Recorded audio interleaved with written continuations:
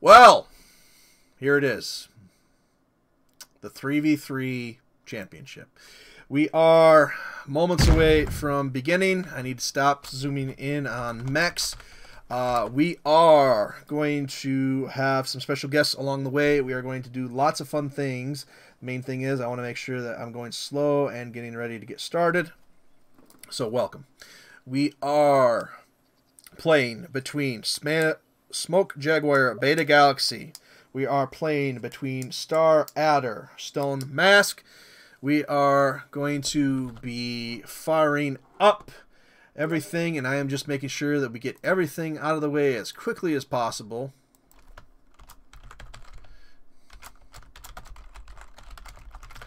And we are going to have a lot of fun here, so hopefully that changed the title. We'll see. Otherwise, we'll just call it Chaos March Live. Sponsored by Chaos March Live. I like that. All right, so here's what to expect.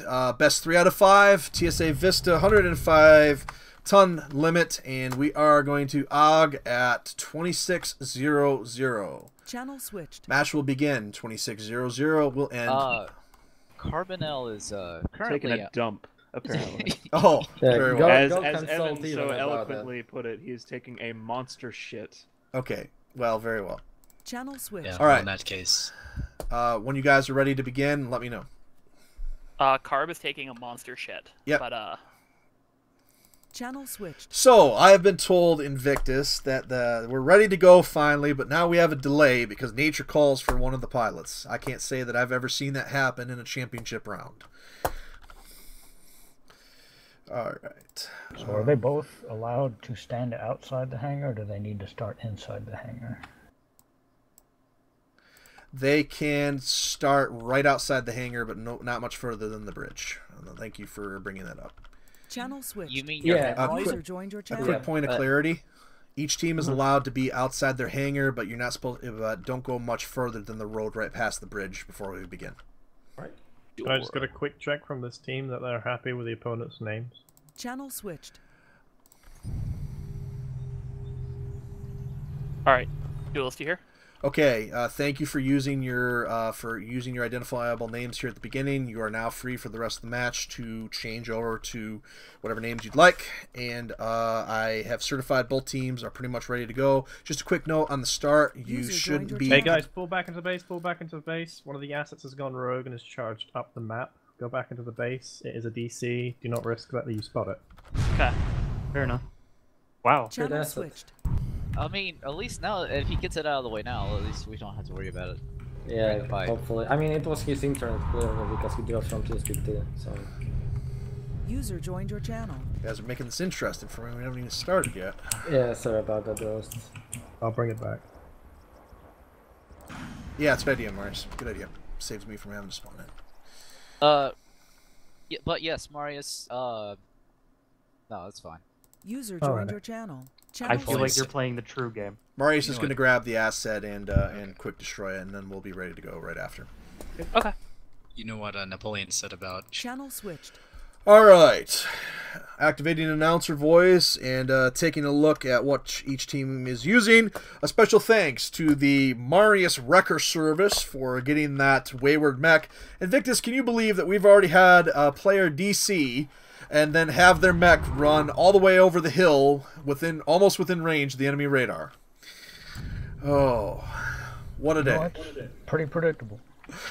All right, so we are about to fight between Star Adder Stone Mask and Smoke Jaguar Beta Galaxy. Joining me, as he has the energy to, will be Invictus doing some commentary, and we have 18 people connected, 16 people out of 18 connected, and only 6 of them are streaming, so we have lots of people watching, interest from around the globe, and we will be ready to go. I am the Mech Master, Duelist, bringing you your play-by-play, and Invictus will chime in every now and again to yell at the players for doing something stupid. All right. Invictus, if you had 105 tons on TSA Vista, what might be some things you might think about taking here? I actually like what the Star Raiders have done taking this ATM Cougar because they can just run out on this hill, and even though this map is extremely small, the Cougar that SJ is taking, until it gets within 350 meters, is going to do nothing.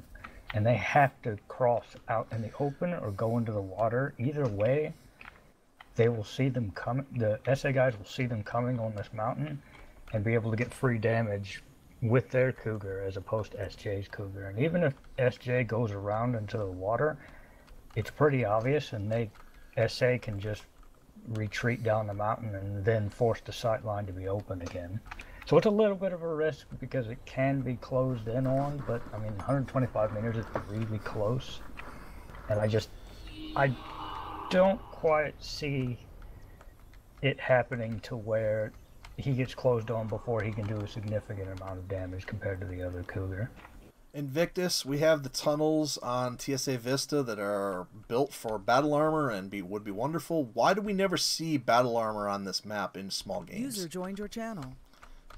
Duelist. Yes. Both teams have declared ready. All right. Aug time will be 21:00.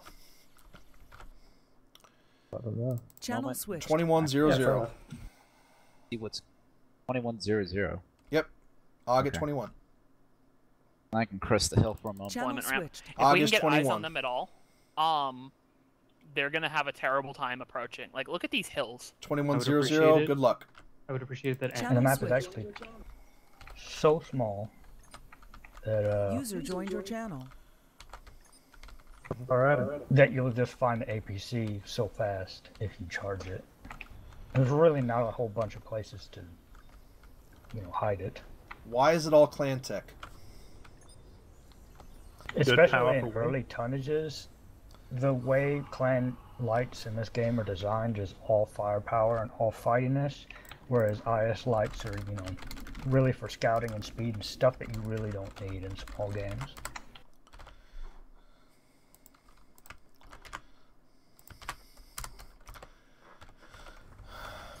All right, let's see if the old adage is true. The team that gets the first shot off in a close campaign might work, and the positioning fixes the rest.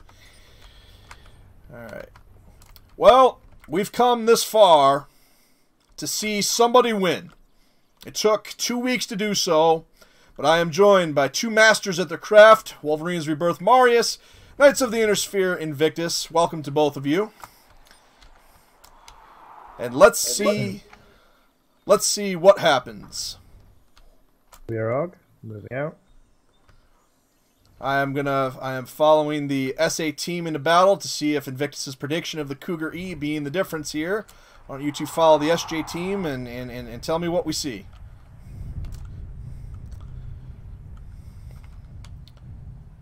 We've got two long-range Pumas, the SJ team getting fired upon. Brooks has taken a hit already. He was at the front with kids in and Brooks staying behind. He took the brunt of it and they're quite safe. Completely fresh. And that Cougar E untouched, and that surprise still to be unwrapped.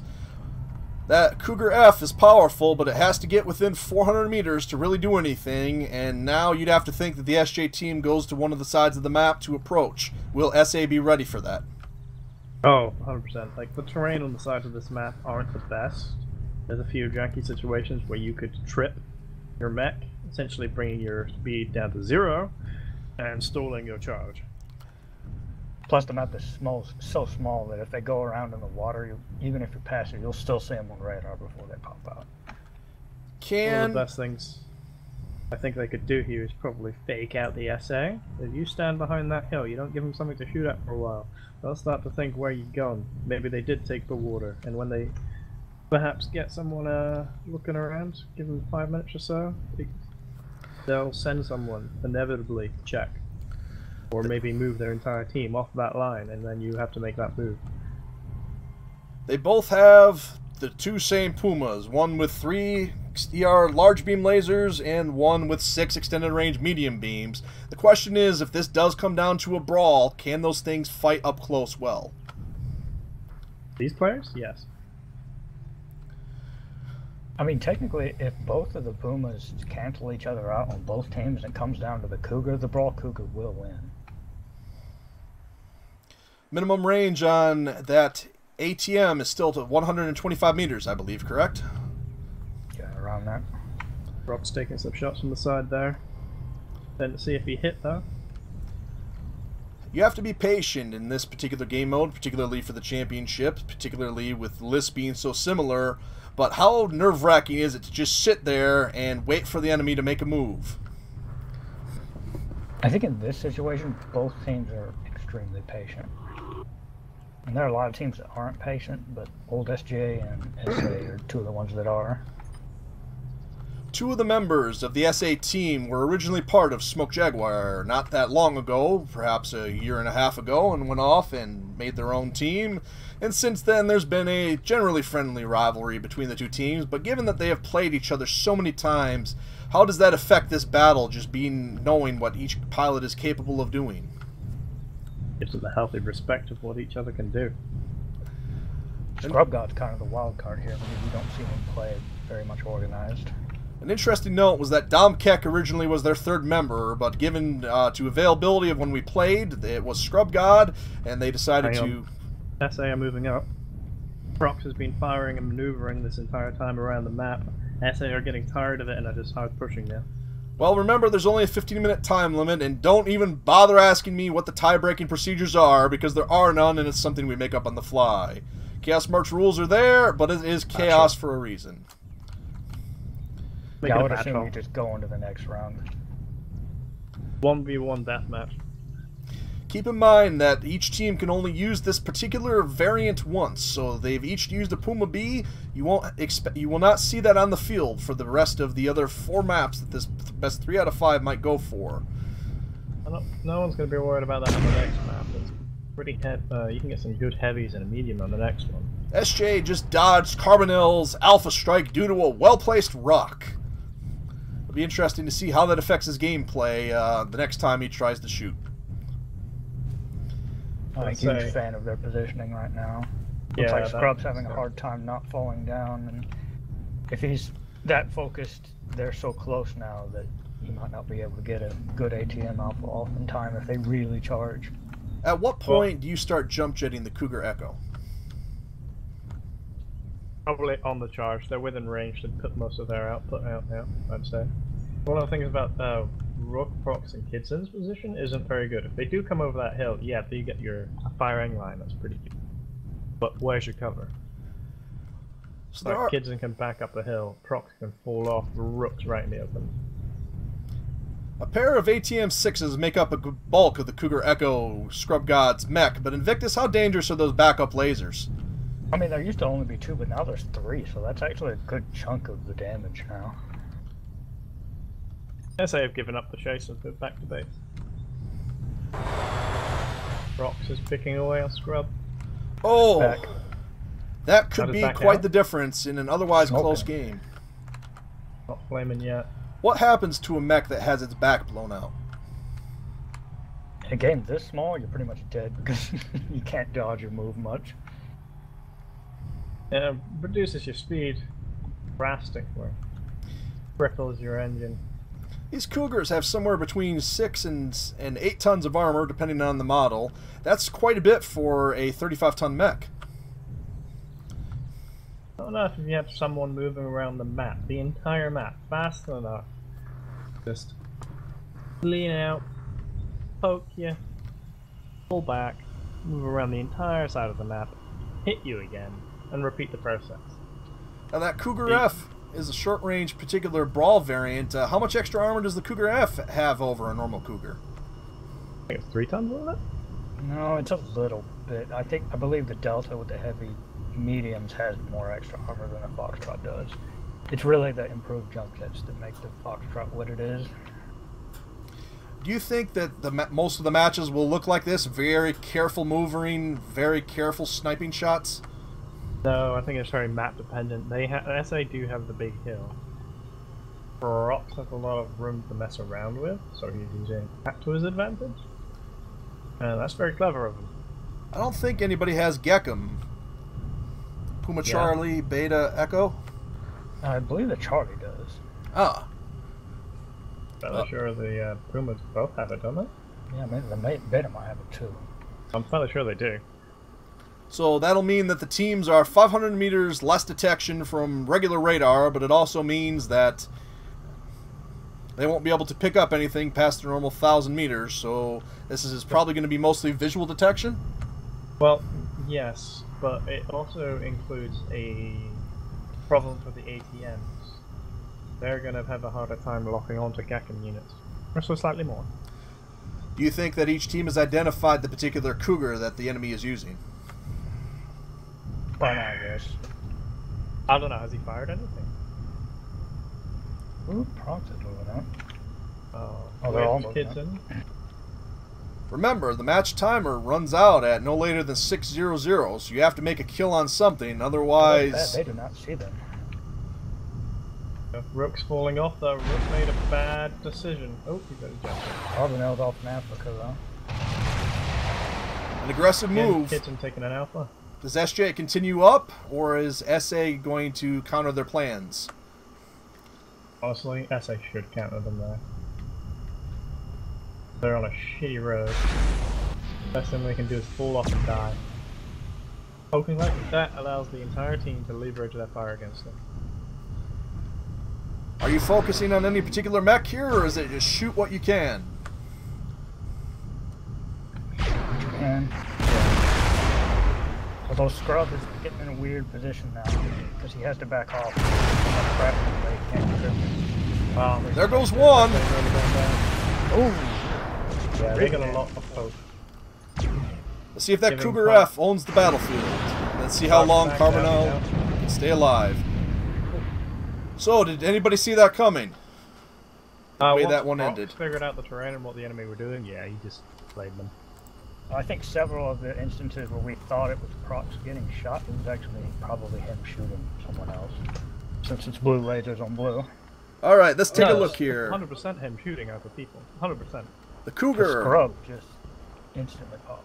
The center of the SJ Cougar, 18% damage on center, and one of the Pumas, 36% left torso, and the other one completely fresh. So, in a bit of a surprise, not so much the result, because both of these teams can win any match, but I would say that that positioning ended that match faster and with more decisive authority than we were expecting.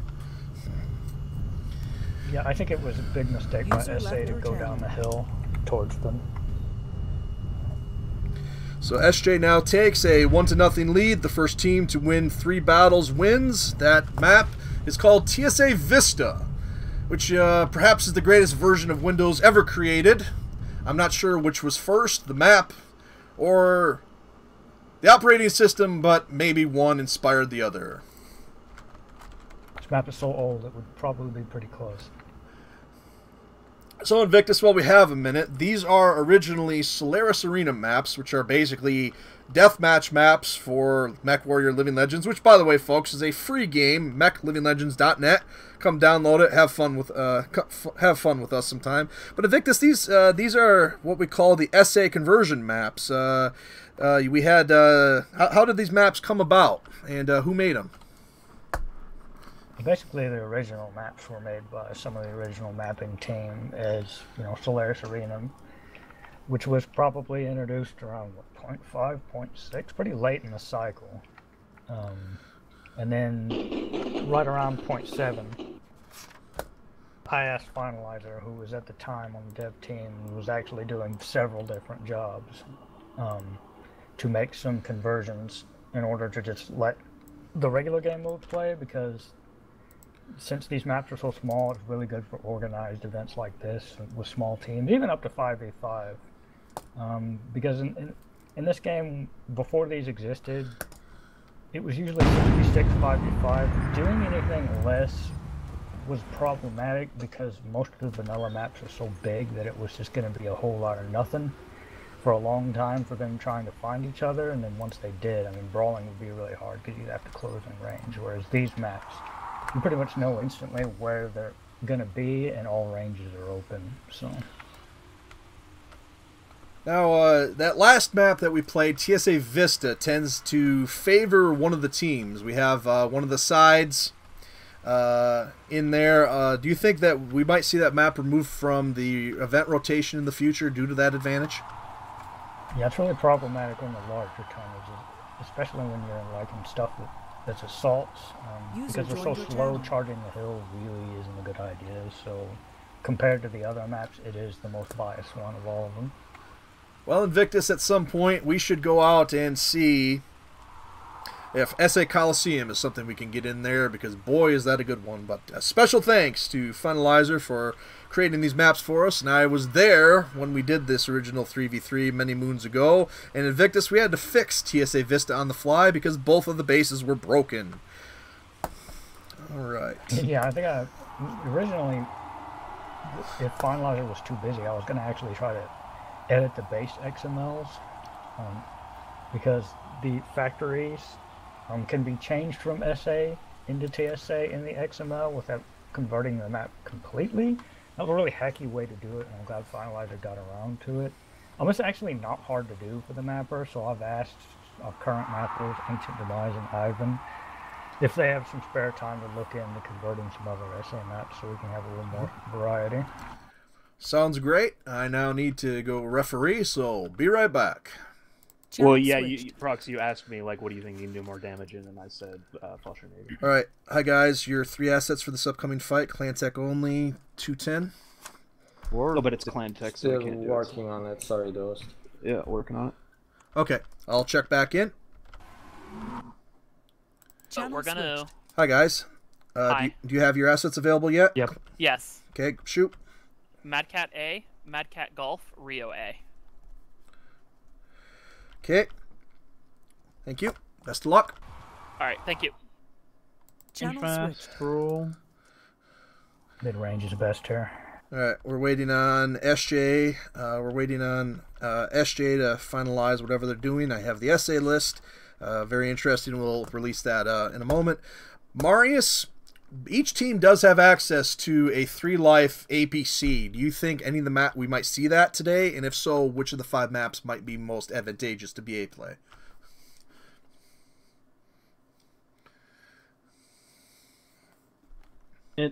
Hell's Gate is the frozen ring world. Yes. Essentially.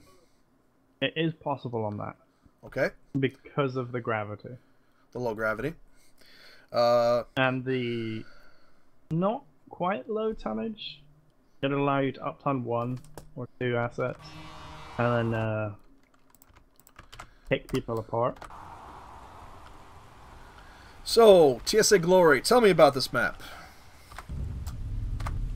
Well, I remember playing this one in the 3v3s in an awesome Charlie. Did some good work against Clan Jade Falcon, running around the rims. They were in some tanks, very slow, but the terrain here does allow for vehicles. Big circular map for the most part, with a number of hills and low grounds on the outskirts, so you can slip away if you need to. Invictus, if I told you in a 3v3 fight that somebody threw Arrow 4 missiles on this map, would you believe me? Well, I know there was a particularly famous larger game that was organized here. That was a Long Tom versus Arrows. And the Arrows were tagged in and barely won. It was pretty epic, but in a 3v3, really not enough. If they were the old arrows, maybe. Yeah, because those are basically just kind of T-boldy. A little known fact about the pitchers in the crowd, the original developers, Wandering Samurai, asked for people to submit pictures, and this is generally what you see. People responded to that, and you see in detail. I'm not sure if there's a picture of any famous people, but definitely a little known fact that I thought we'd share. Crazy Eddie's scrap removal. We Aye. buy any wreck. Yes. Even Yes, urban map. now all the advertisements. There are advertisements on the maps in Marius, and some of these are some very, very old clan advertisements and unit advertisements. And Marius, I went and checked out some of these, and surprisingly, some of these websites are still active, even if the teams are long gone. Victus, is there a KOS advertisement up here somewhere? Nope, we were always an invite-only clan. All right. I need to go check in on the SJ team. Keep on Channel Jaguar. switched. All right, guys. Do you have your stuff yet? No, No, we'll almost call there. you. All right. Yeah, how about that? I mean, Channel switched. Whew, I got a cold shoulder going in that channel. All right, we need to put a time limit on this. We are going to give them 3 minutes. So I will go in back in at 27:00. So at a tonnage limit of 210 tons, it seems like we increasingly see 3 70-tonners or 2 65-tonners and a heavier mech. Have we ever seen anything crazy like somebody take out a light and 2 90-tonners? And what's the Yes, risk? I actually saw that last week. What's the risk with going too heavy on putting too much weight into one mech in a 3v3? Comes the focus. That's something like an Atlas with the armor to soak it. Great, but a lot of the damage dealers, they've become the focus. They will die just like everything else. A little bit slower. This map doesn't run particularly hot or cold. It's just a normal temperate temperature. But it plays differently, more so than a lot of the other maps that are explicitly brawl or long range or medium range. It really depends on where you engage here, because you can have short range, you can have long range, you can have medium range. But why does it seem like that some of the time teams will stick to the outside and try to play poke warrior, while other times they'll run straight towards center and get it over as fast as possible? This is actually probably the most balanced map out of the 5 as far as ranges go, so it's also kind of the most unpredictable. I mean, a good balance of mid and close range is a good idea here, because you can still engage from a fair distance and then disappear into the outskirts. And if they're close range, they're just going to have to be forced to chase you. You can just take as many shots as you want before committing your short range stuff. I'm actually a little surprised by the pulse laser Ryokan that the SA wants to take. I know they're a huge fan of it. Oh, Frost is in a 4? How much trouble can min-maxing get you in if you try to do it for too long? That's going to be a Loki.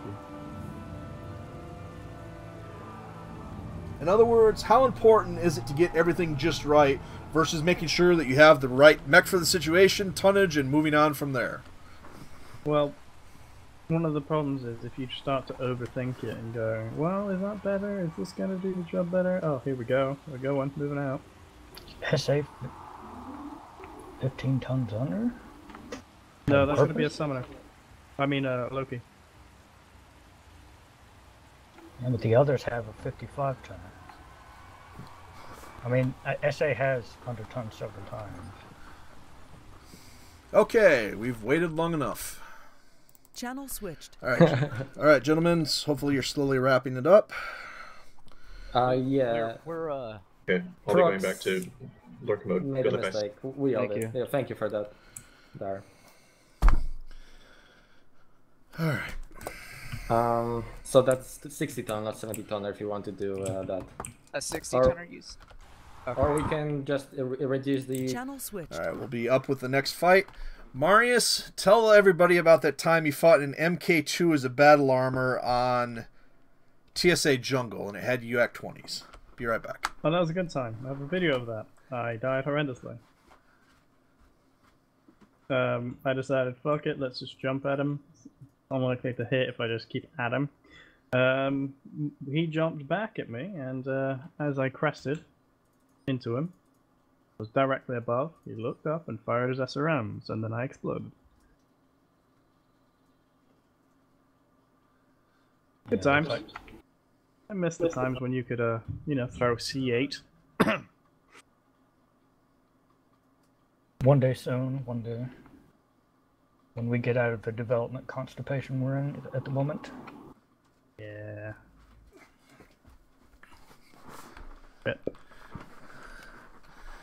Okay. Current missile mechanics just aren't too enjoyable to fight with. Channel Yeah, that's switched. the one I was gonna take. No, I can take an Evan Jag. I'm not that familiar with them. All right, what do you guys got so far? If you think you can take a Loki, then We take it. had a bad start. I went over tons. User my joined bad. your channel. Yeah. All right. Sorry about this. I'm taking a Loki. User joined your channel. Kids in, go ahead and hop in. Actually, kids in.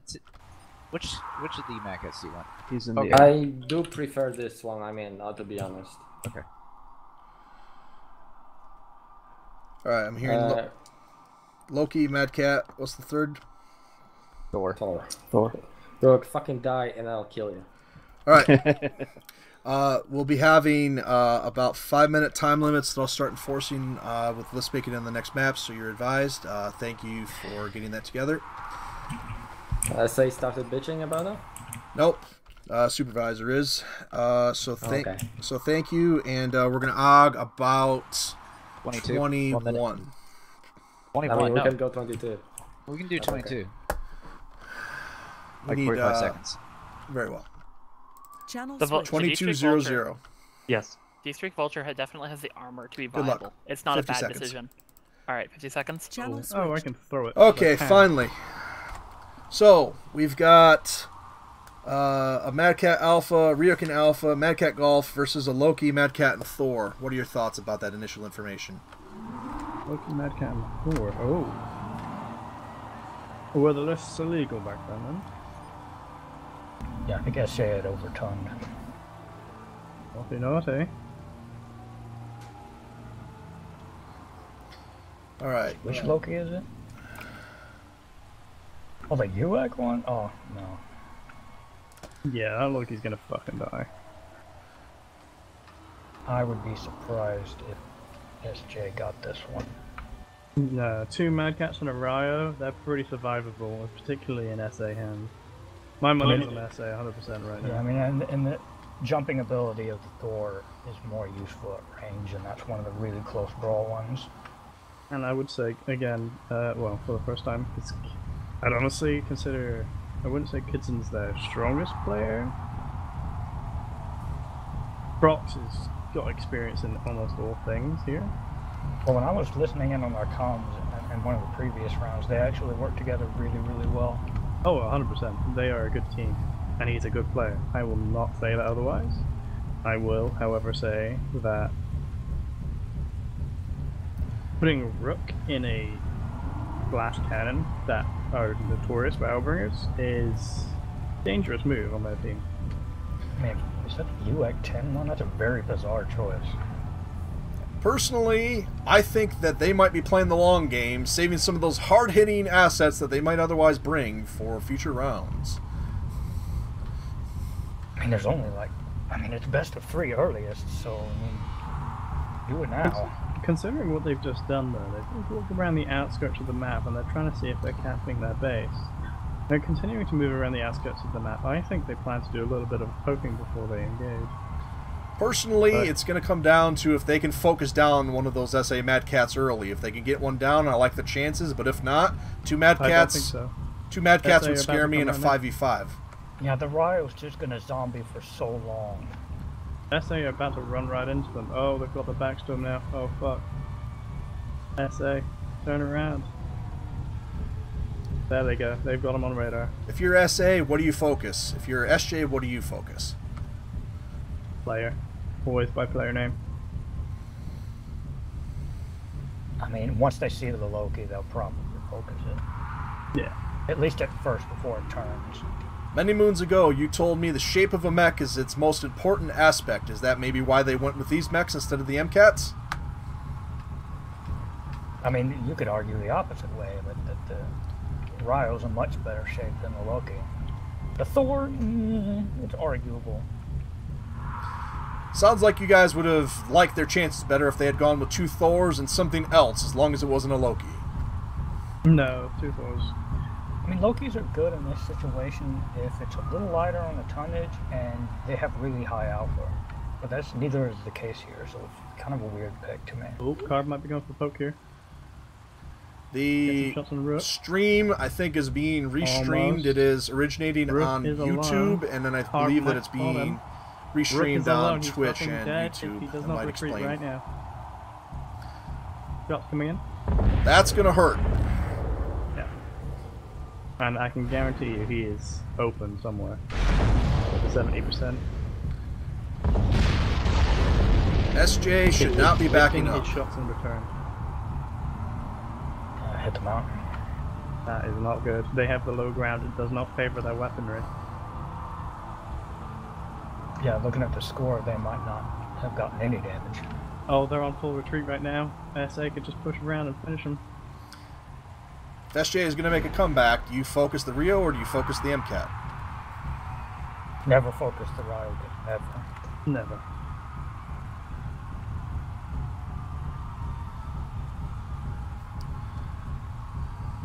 Honestly, I don't know why the Thor's at the front of the pack. He should not be tanking. Frankly, I'm a bit surprised that they're not running tail to the edge of the map to try and utilize that range. Same. And you see the kids in missed the UAC 10, the cannon shots because of the low-hanging arms. That's going to come back to pay. Gonna punish him for sure. Oh. I think SJ is just off their game, frankly. Too many missed shots in this one, not enough armor to make up the difference. They might have made a split-second decision on the Loki after they accidentally overturned. The SA, honestly, not setting up a decent firing line here. They've got two of them up there, but the third one has not been firing. But Karib is coming around now. He might be able to put some shots in while SA charge full in. Proxima playing conservatively, not usually his style. Worked well for him last time. That's fake news. Here we go. SJ is the conservative commander. Well, for camping, sure, but in the 3v3? He knows when to push, that's for sure. He knows when to brawl, but... And this might be the match. Oh, they're not alone. Time for SJ to push.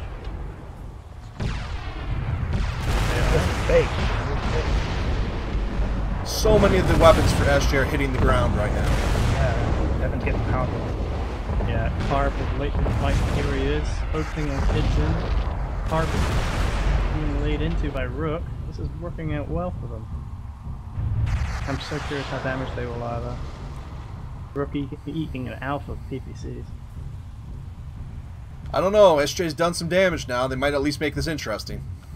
Yeah, but they're probably really damaged. They fell back as well. Proxima needs to get out of that spot, frankly, in my opinion. Really no place to go at this point. No. They could have broken out earlier, but they missed the opportunity because they don't have perfect vision like us. SJ has to sacrifice one of their assets to have a chance. Which one's the most expendable at this point? Kids in the Mad Cat. The damage done from the others offsets the armor of the Mad Cat. Oh, here we go. Rook's gonna die. Can SJ get a kill? Is that the question more so than can they win now? Oh, they've got Scroll back. They could get him. Oh, they had nothing. They're just too they were really damaged. Well, my analysts provided to you first a strange list choice, and the damage was done. Let's see just how close this was, as we have analysis now. Very nice work. If SJ was going to win with that, what would have been an alternative strategy that might have maybe carried them with those assets? Oh boy, I'll pop out at medium range and focus one of the Mad Cats down. Because technically the Loki was going to have more firepower than the Ryokan, even though it was much squishier. The really part that makes me head scratch almost for this situation was a Thor. If that had been a medium range Thor, they could have gotten away with a lot more than having that Brawl Thor. Because that Brawl Mad Cat is just, there's so much more damage, so much quicker. Invictus, what might have been some assets you might have used on that had you been commanding? You have Clan Tech only and 210 tons. Ooh, Clan Tech only.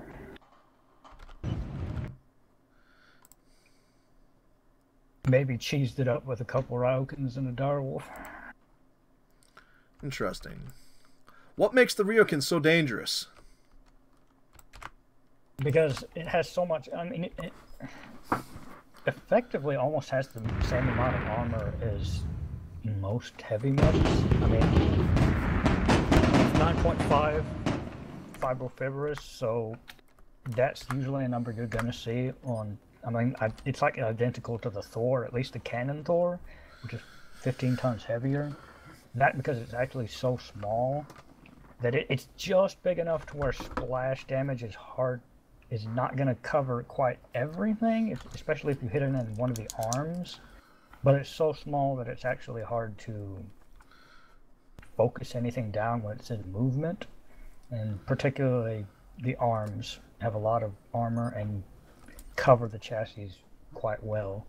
It's kind of like how the Bushwhacker used to be able to tank so well years ago because, you know, all mechs had less armor back then, but its shape, from the front at least, was very streamlined, and the Ryokan has that, but in addition to that, it's also very streamlined from the side, unlike the Bushwhacker, which you can easily focus the side torso if you hit it from the side.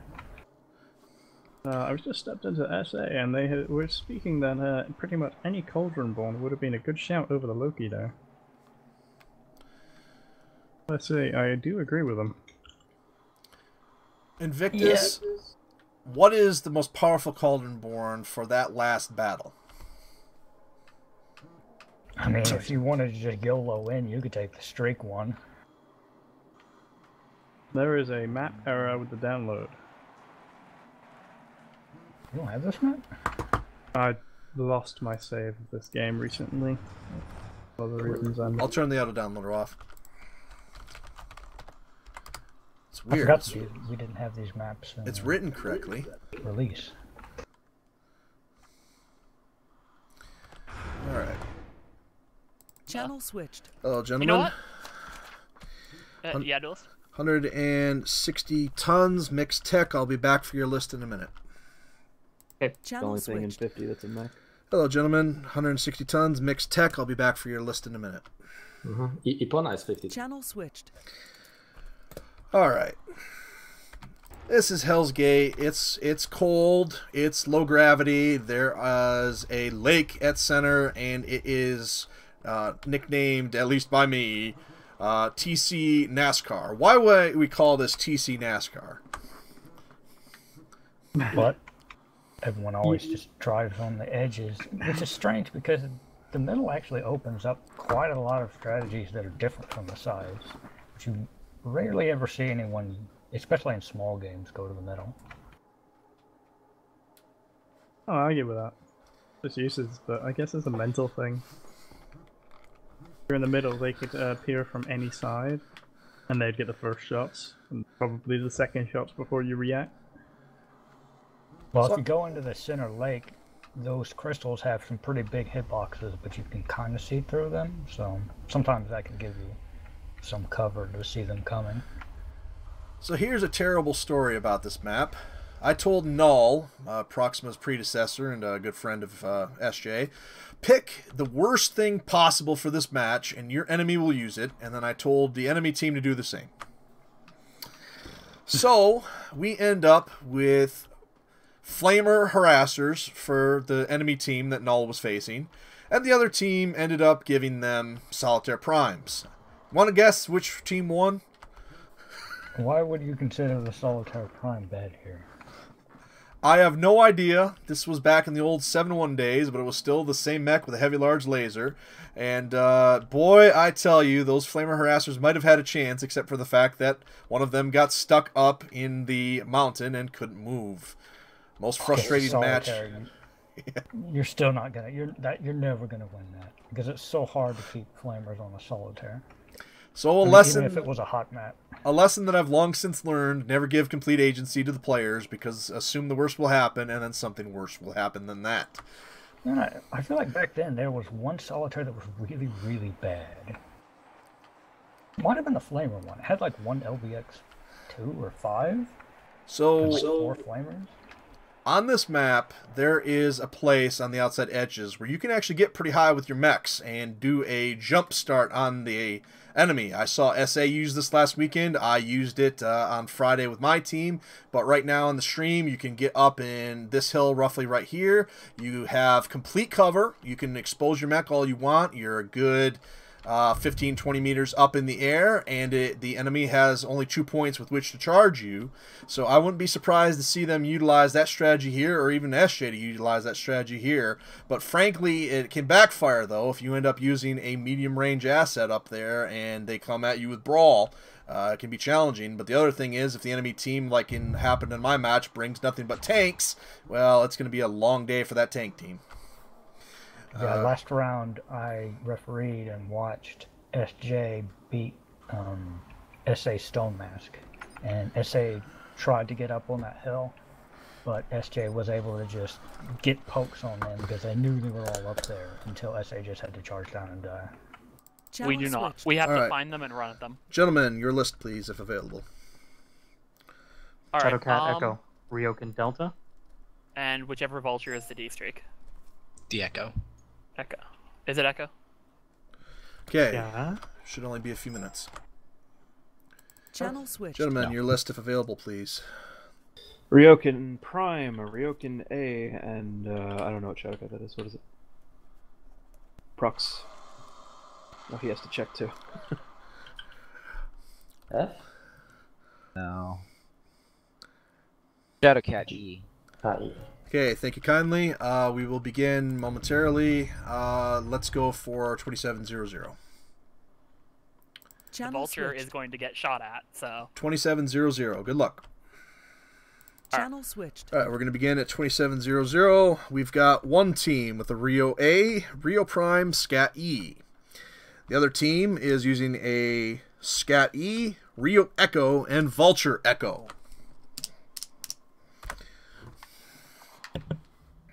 What was the first?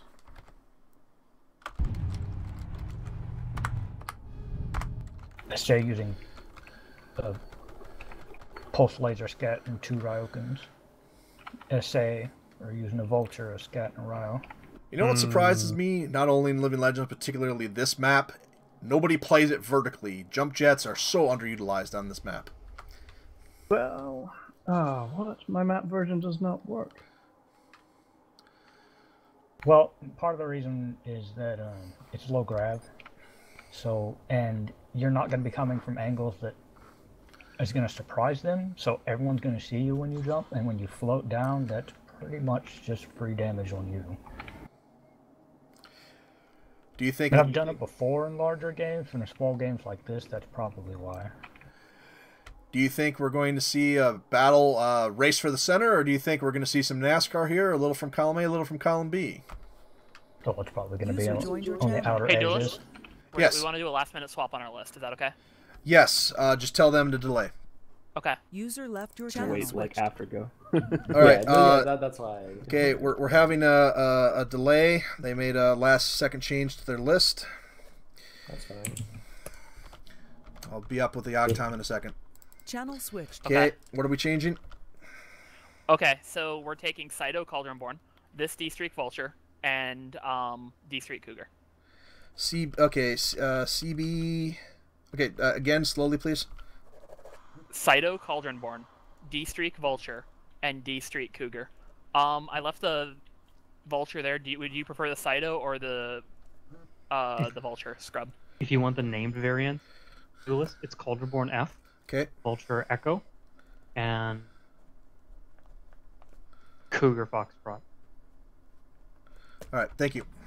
Of Alright. all those, I will drive. Channel The other Just one switched. to, though. And Scat aren't going to be able to. So we just had a team change its entire list right before the AUG. Thoughts? They got cold feet on the vulture. That's what happened. Yeah. Invictus, if you were supervising such a match, what would be the cutoff for allowing teams to make changes to their lists? Well, it depends on how much time they have to make the list anyway. Like how much in advance did they know the lists and the maps and all that? They knew a week in advance. Well, that would be up to the supervisor as well.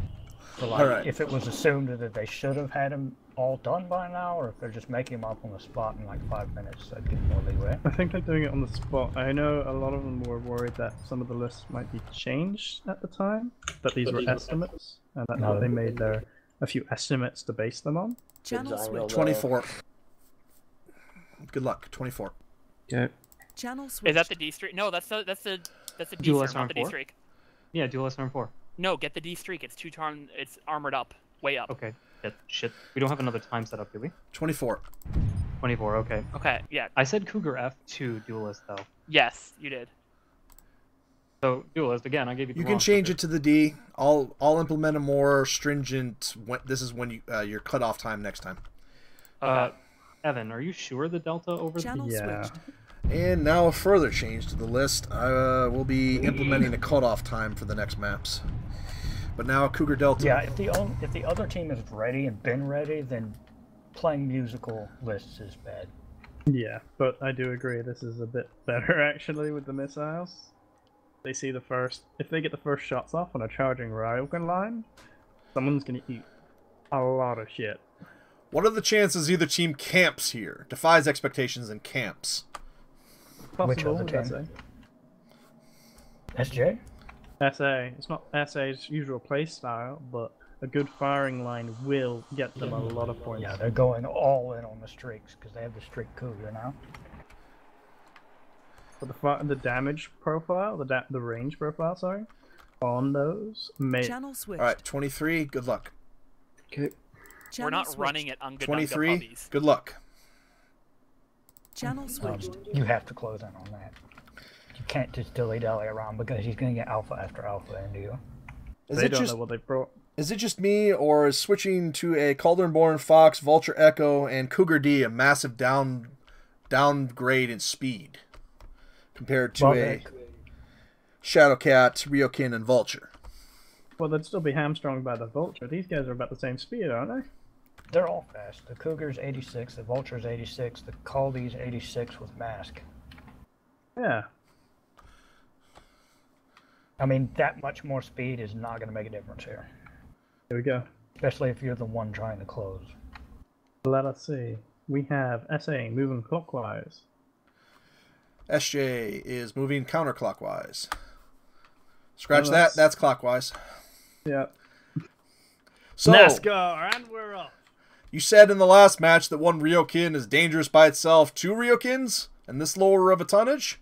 Is that a built-in In this advantage? situation, one of the few weapons that is going to overwhelm that Ryokan's zombie ability is going to be mass streaks. Because no matter how much they try to torso turn, that much damage just hitting all over them is just going to melt them.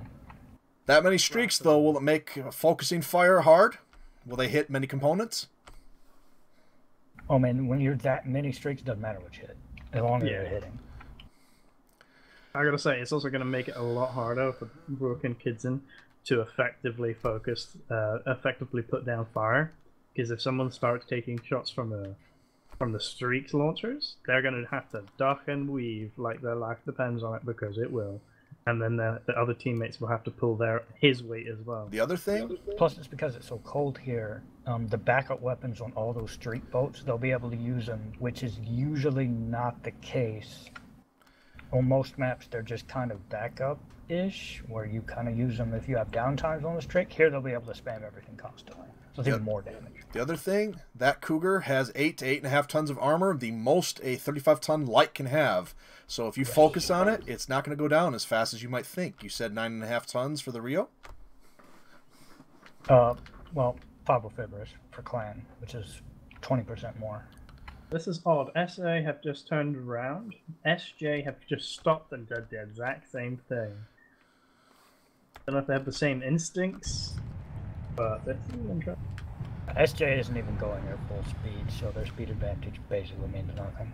Well, we started at 23. The worst that this can go to is 8. How much patience will these lists take, and does one team need to be more patient than the other?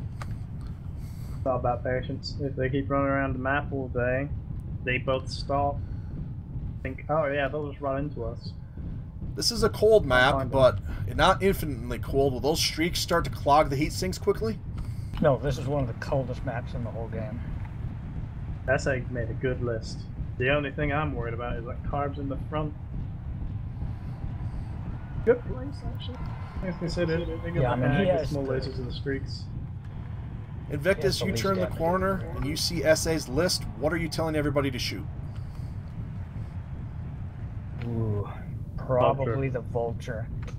If you can CT it with the Ryokan Prime to where he can't look at you at all anymore, you've taken him out pretty quick. Even if you can't reach the CT, if you blow off one of the torsos, that's a lot of missiles gone. That's The a only good thing is amount that of if you damage get one of done. the side torsos, they can kind of strafe and deny it a little bit. Whereas if it's the CT, he can't look at you at all. Oh. Especially now that the Vulture is skinnier. But yeah, this is a good list by SA. Looks, are we pretty even on armor here, or does one team have an armor advantage? Well, by pure numbers, SA is going to technically have more armor, but easily SJ has the better shapes. Do we have any kind of radar on either of these lists? Well, that's a good question. There's not going to be any fancy radar, if that's what you mean. GCM, I think the Ryokan Alpha has GCM? Cougar Delta used to, I believe, but doesn't anymore. My question is, the important question, for the record, does the Cougar Delta still have mask? No. I took the mask off because with a Cougar, getting in and out of fights really isn't as important as lasting in the fight once you're in it. Because that's what the Cougar was designed to do. So I just upped all the armor and heat sink so it can just stay in the fight more even if it gets there slower.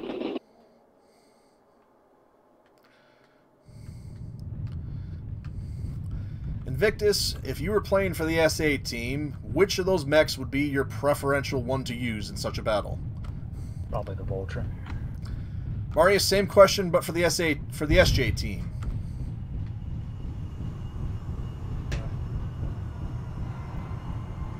Me personally, I love that Shadowcat Echo Invictus. You know why? Because it is so versatile. It has all of the movement systems that you want, and the wonderful thing about it is, unlike the Shadowcat Alpha or Beta, you whack the arm off with the big weapon, you've still got pretty decent firepower to fight back.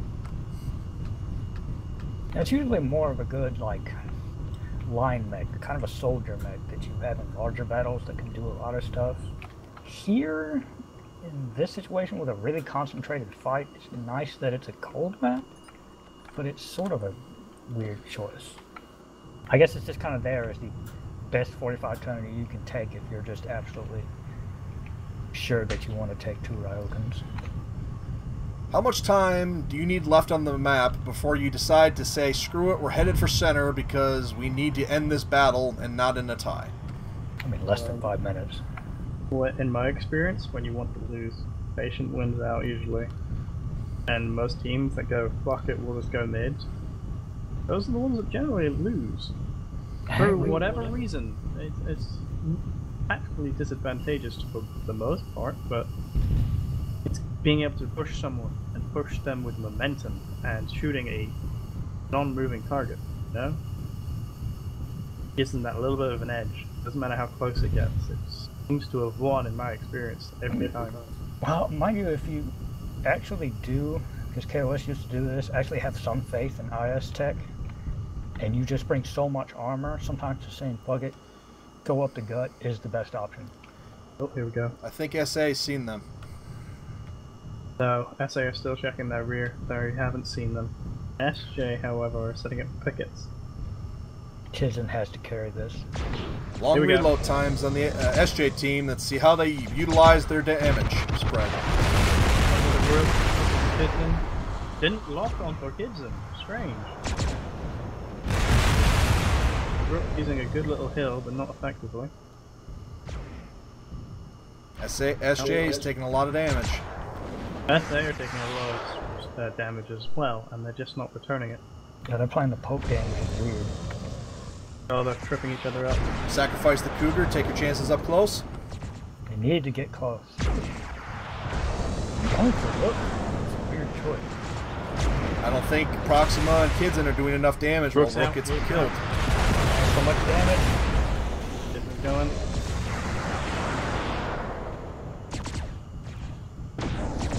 SJ not aggressive enough?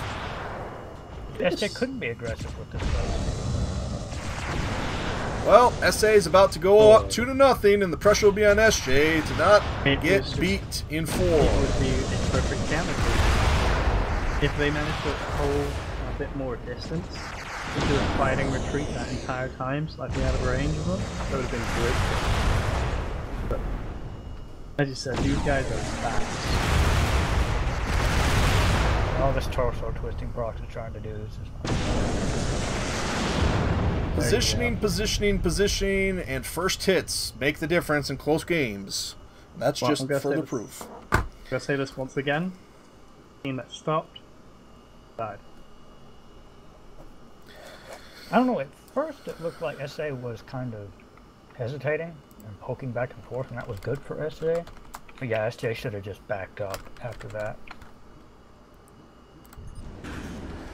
Let's see just how damaged they are before we flip the map, and SA has an opportunity to finish the night and be declared champions. Oh my. If I'm reading this correctly, the Cougar is only 14% damaged in the center. The Vulture, 19% left, so 81% damage. The Vulture almost went down, but that Cougar completely fresh. Even if Prox had gotten the kill, I'm not so sure that he would have been able to take out the Cougar as well.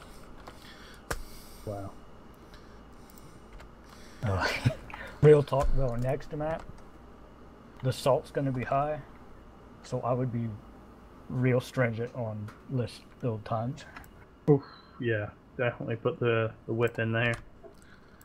Because based off of how good their list was from the previous one they had tried, when they changed it the last second, that was a lot better.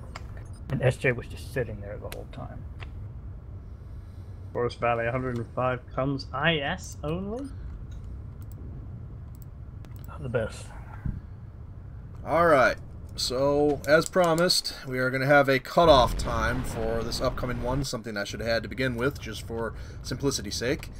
We have 35 minutes on the clock. Lists are locked at 29 and may not be changed at that point. I'd like to AUG about 27. Channel switched. Okay, map. User joined your channel. Map 4, TSA Forest Valley, Inner Sphere Tech only, 105 tons. Lists will be locked at 2900 for simplicity's sake. Best of luck out there. How many tons? 105. Okay. Channel But I'm switched. worried about them 100. bringing Brawl. 105 tons. IS Tech only. Lists will be locked at 2900, and I will come back for your list momentarily. Which one was that? Guys, LBX just a heads up. Yeah. Harassers only weigh 25 tons. If they take a harasser, they have 80 tons for 2 players. Channel switched. All right, Invictus, tell me about TSA Forest Valley. What makes it such a crazy map? Originally, when I was doing the 3v3 map list, I was looking for a map that was going to be the long range / extreme range map for small games, but not so big as to they couldn't find each other. And this ended up being the best choice. Because it's got long sight lines most of the way, but given its bowl shape, you'll eventually find each other pretty quick. And yet, Invictus, the strange part about this map is that while it supports the most range, certainly up there with Jungle, it seems like we see long-range missiles and light gausses and these type of things more often on TSA Jungle, even though we do see our fair share in larger Chaos March drops of teams popping on top of these mountain hills and trying to fire things out. It just seems like that there's more room to maneuver and less things to get in the way on TSA Jungle. It seems like that the two teams don't utilize the full breadth of Forest Valley's width for some strange reason. Yeah, the main difference between the two is that Jungle sightlines are long range unbroken most of the time. I mean, there's not that many large hills, so if you're going to charge, you have to charge out in the open. Whereas here, there's plenty of vertical cover and ditches and stuff that you can kind of sneak around in. And speaking of that, Invictus, how many times has it been that you've been doing well on a team and then told your teammates against a long-range list, particularly missiles, to drop down and will get closer, and they just don't do it, and then it ends up being you as the only pilot left trying to make miracles happen because your team didn't follow directions? That would be every day of my life. But in particular, this map, Marius, you've experienced it as well, that you might be trading well long-range list versus long-range list with the enemy in a Chaos March drop on this map on opposite sides of the map, but then when it comes time to get into cover, to drop down and close the distance and finish the job with your backup weapons, that people have a hard time dropping fast enough. That often seems like the difference in this game. Verticality really comes into play at times. Oh, for sure. A lot of people get zoned in into their own, I need to kill this asset. I've got my eyes locked on this one. They must die. Kind of mentality, and you have to really try to shake them out of that. Because at the end of the day, it's going to be a wake-up call when they're the only ones left on the firing line, and then they suddenly lose 50% of their armor, and it's going down by the second.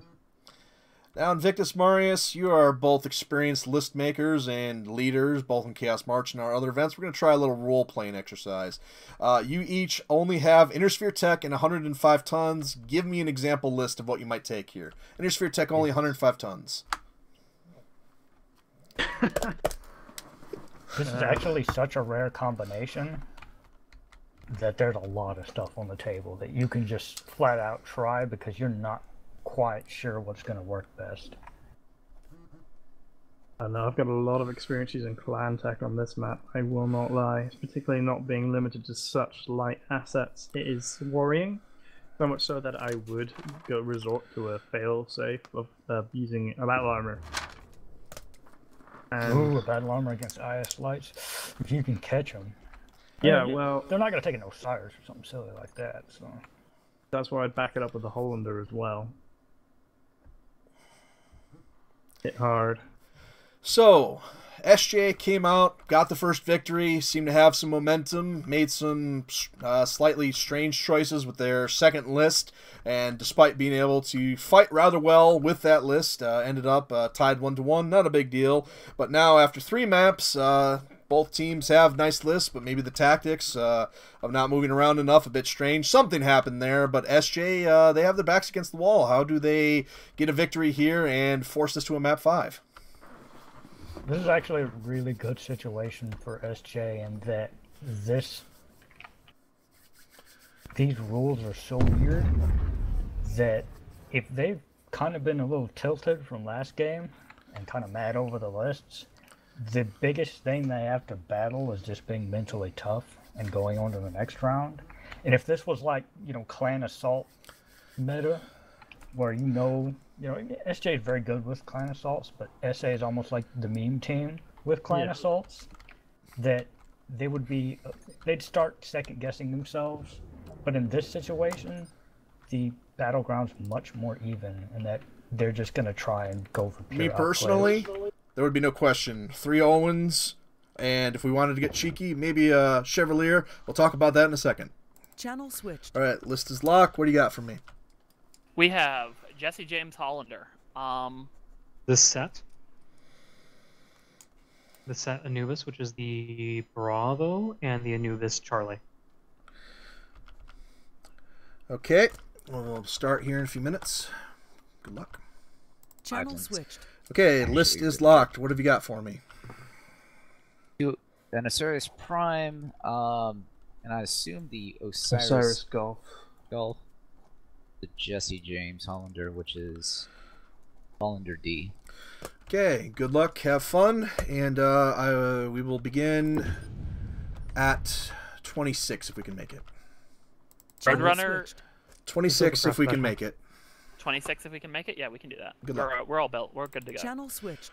You're never going to believe these lists. First off, am I crazy to think 3 Owens, take the speed, take the tonnage, take the hard to pick a target? Here's the problem, that the Owens is nowhere near as killy as it used to be because now it has so much fixed equipment to be the scout and forward spotter that it's supposed to be, that all of its variants are a little bit undergunned. And in small games like this, when every single exchange and torso twist is important, the Owens being so limited in torso twist could actually screw you over. What is the heaviest asset you would bring here? 105 tons. What's the most weight you would put towards any one of your assets? Probably what SA is. 45. SA is doing 45. What's the craziest thing that we could see on the field right now? If this was Glory, well, I was almost bringing up a Goblin. But on this map, yeah, maybe a Regulator. Have you guys ever heard of the best quick draw gun in the West? Jesse James? Apparently, SA has been converted into the Church of AC2s because when I put splash damage on them, apparently they're just godly now. So it's very counterintuitive that you would bring a Jesse James in a small game like this, but apparently it's just really good now. Guess what each team is doing? They're going Old West. So check this out. We have a Holly D for each team. Okay, whatever.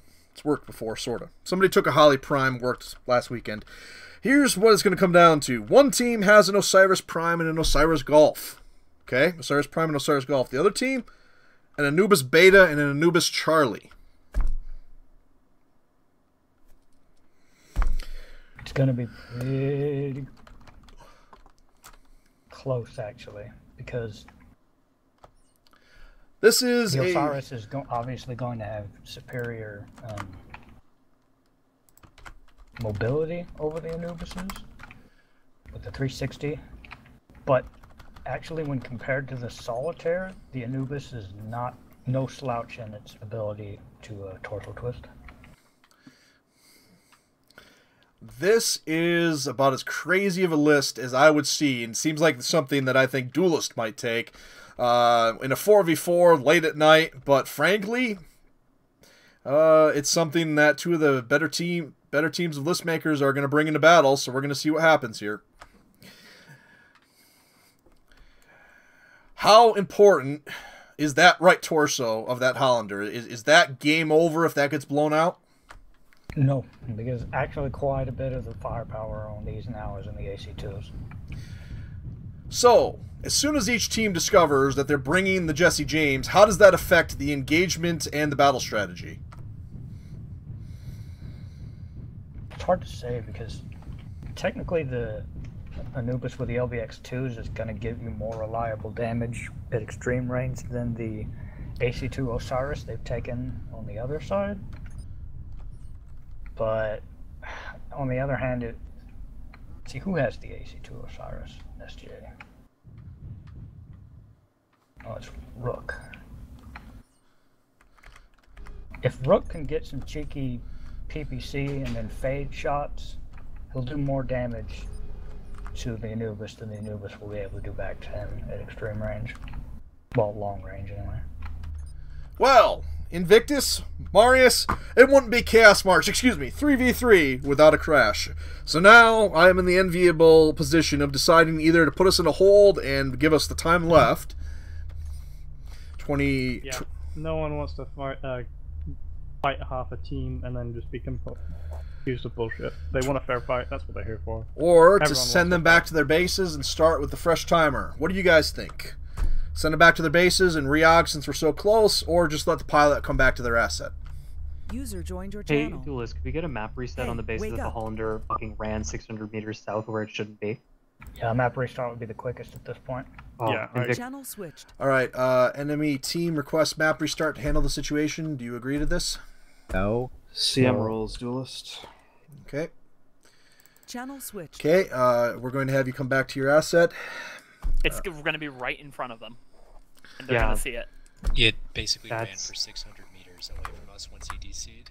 It's in front of their whole team. My asset just ran into their whole team, so they not only probably saw it, but All right, Chaos March rules prevail in this situation. What we might be able to let you do, though, is come back to your original position if the enemy team agrees to it, and I will handle this the best situation I can. Channel I haven't said switched. shit. Do you agree to allow the disconnected mech to move back to its original position? Yes. Yes. Okay. So you're gonna have we're gonna have the pilot get back in their asset, and then they're going to. Just to let you know, we don't even know where they are. So Like Okay. we don't see it. It's CM rules. Just treat it like Go. it's CM. All right, we're gonna let it move back to its position before it conked out, and then we'll start with whatever time's left on the timer. Channel switched. Get in it and walk it back to you guys without being seen. I can guarantee you that from spec cam.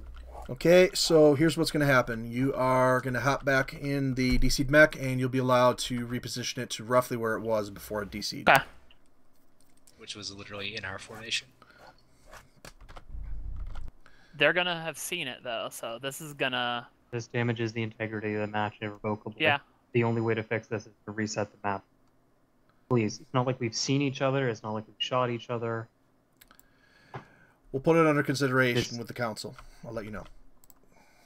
Channel switched. Okay, so you two are now officially members of the 3v3 council. Keep in mind that the Chaos March rules prevail when we have a situation that the defined 3v3 rules don't cover.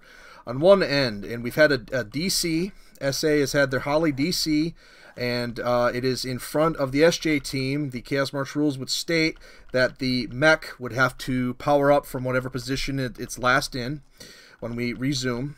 The SJ team will allow the disconnected mech to move back to its original position before the DC. However, the SA team is basically saying that they believe the match will be compromised if we don't do a map restart, because they believe that SJ will see the mech and that the integrity of the match will be compromised. Opinions? Is SJ okay with the map restart? They are not. They're not, so they changed their mind. Rook wanted it. He came in here saying he wanted one. In that situation, I would 100% restart. But if SJ's adamant, yes, you should. Well, is Evan going to be able to run back to where he was? Evan's going to be allowed to run back to where the mech was before the DC happened, so he'll be able to relocate it. Yes, if he can go back to where he was, I would be okay with that. Channel switch. Okay, just to clarify, you guys are okay with, once the pilot's back in the mech, moving back to the position it was before it sprawled out after the DC? Yes, okay. Yeah. Setting servers is difficult. All right, I have met with the council. We are going to proceed with not restarting the map and allowing you to move the mech back to its position that it was in before the DC occurred. Can you make them power down their mech, please? In order to prevent it being picked up. I mean, when I went down there and asked for a map reset, Invictus... Channel switched. Now they want SJ to power down so that they have no chance of seeing them on radar. But that'll obviously give away that the mech's in there. Thoughts on that? Passive should be good enough. I mean, that's kind of asking. That's a weird request. Channel switched. All right, they're going to remain in passive. It doesn't matter. The mech went over to them. When I got back in it, the radar was already on. They already saw it. The damage is done. When I went down there and asked for map reset, Invictus said that it was a good thing. So I don't know who else you talked to on the Chaos March Council that said, no, we can't do a map reset. Channel switch. Okay, I'm going to have to make... we're in a position I didn't want to be in. So your official stance as a team, no map reset, period, correct?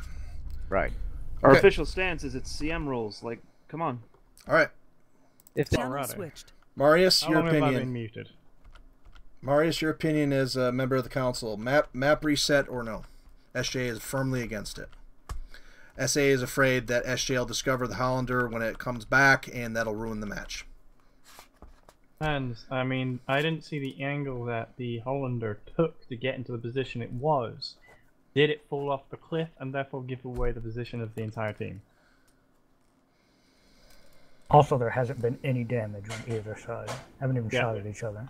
SJ are moving, SA are moving. It seems like a null point anyway. I would say that SJ could not have seen the retreat of the Hollander. Expecting them from like Charlie. I notice 4. you guys are moving. All right, screw it. Channel All right, switch. you guys are moving, so you decided without me. Whatever. Let's play. We back Channel Radar switch. live during the DC. Okay, well, it's going to end in controversy. That'll be on me. Let's just move forward. I'm told that the Hollander was alive on radar. Given that they're both pretty long range, I don't think it's going to be that big of a problem. The buck will fall with me. Let's get on with playing. The problem is, with them starting without me knowing, I need to know how much time has passed in case that becomes an issue. When it rains, it pours. Around 18, I guess? Yeah. They resumed at 18. Hold was called at 24. We started at 27. That means 3 minutes elapsed before the DC. That means 18 minus 12. Match will end at 6:00. I will inform of this, and then we'll move on. Channel switched. Match end time, 6:00. You said we're going south. Channel switched. Match end time, 6. Okay. Channel switched. Ho! Welcome to my world. Every weekend. Alright, here we go. Let's get back into this. It's all mind games now. Which team's going to be able to recover easier after all of that BS? I mean, I think they're going to go... I really don't think it's going to make that much of a difference. I agree, but it will leave a bad taste in SA's mouth. Well, SJ already has a bad taste in their mouth, so it's a make-up call, basically. I think that was a clan requirement, wasn't it? Let it be shown for the record that we did stick to Chaos March rules, but did allow the modified Chaos March rule of allowing the mech to move back, and that the best that I could, the teams were not told to start, but they did, so we just play on.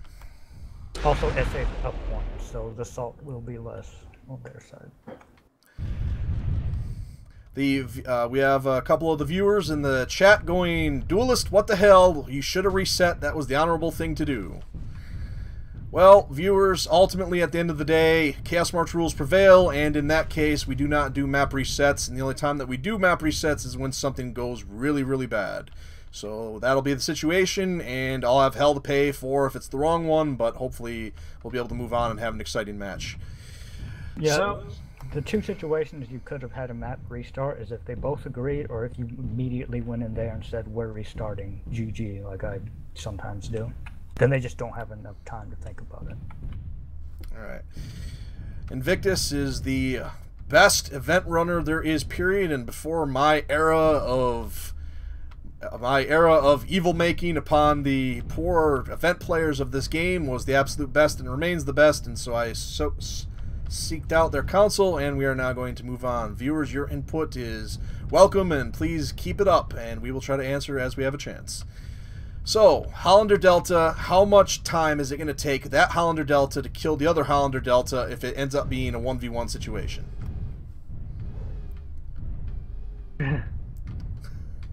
It's going to be... One of the things about the AC2s is that while they have lots of... They have pretty good splash, pretty good shake now that they do splash damage. It's still a long stream of bullets. So if they're like strafing and jumping and doing weird things, there's a lot of outplay potential there.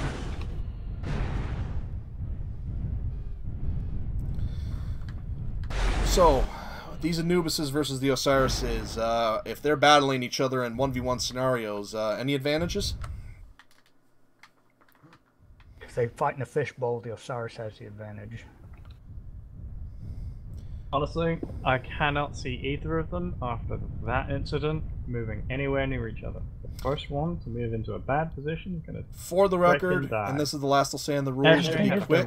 Mountain line. The rule is when a pilot have great fields of fire and disengage. When a pilot disconnects, however they are allowed to move back to their mech while all the other pilots park, and then we let them back in. Here, so if we're following the rule book, that is what's allowed. I tried to give them some flexibility if the teams want to do something different since they didn't agree. Anyway, hopefully it won't be a big deal, but I do appreciate everybody's opinion on it. We had that problem last week when we had like 2 crashes on this map. At the second they were trying to outside of a reset, does anybody else in the chat see any solutions they might have tried? Kind of small potatoes comparatively. Because there were different options other than if a map reset wasn't something that you could easily do, what might have you have tried? Also, real talk, when you're running an event like this, you are kind of managing salt levels. Alright. Especially with a game as horribly prone to errors and crashes as this is. Get a new rule set. Alright. Frankly, that might be something that we can do for the next 3v3 that we play. So those Anubises don't have coolant. In an extended fight, will that be a disadvantage for them? Probably only the PPC one, maybe. There's a lot of water around. Yeah, most Anubises are designed to run very cool. I know that the Anubis doesn't get like Gekum, it's 300 meters instead of the 500 meters detection, but does it have the ability to pick up mechs better with its radar? Does it go both ways? No. It's still a standard radar. What about the armor? I know we usually have between 5 and 6.5 tons of armor on the Osiris. What kind of armor do we have on the Anubis? That's a good question off the top of my head. I think it's similar. Maybe 5 tons? 5.5, somewhere around there. And it's stealth armor, so that's going to have standard hit points per ton.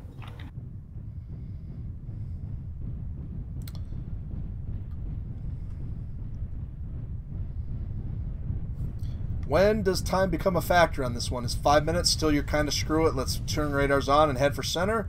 Or in this one, do you need a bit more time because of the way the damage works in the distance? Oh, in this situation, they would probably both just nope out and let it be a draw. I'd say so. Probably the best thing to happen. Let them move on to the bigger mechs. They all get a bit more comfortable choices, what they want to use.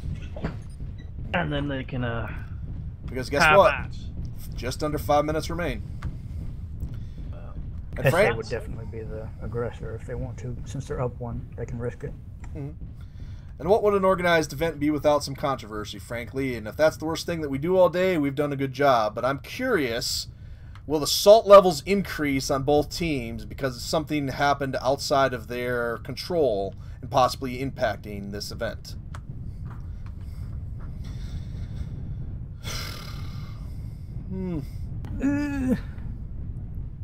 That's always dependent on what actually happened. Mm-hmm.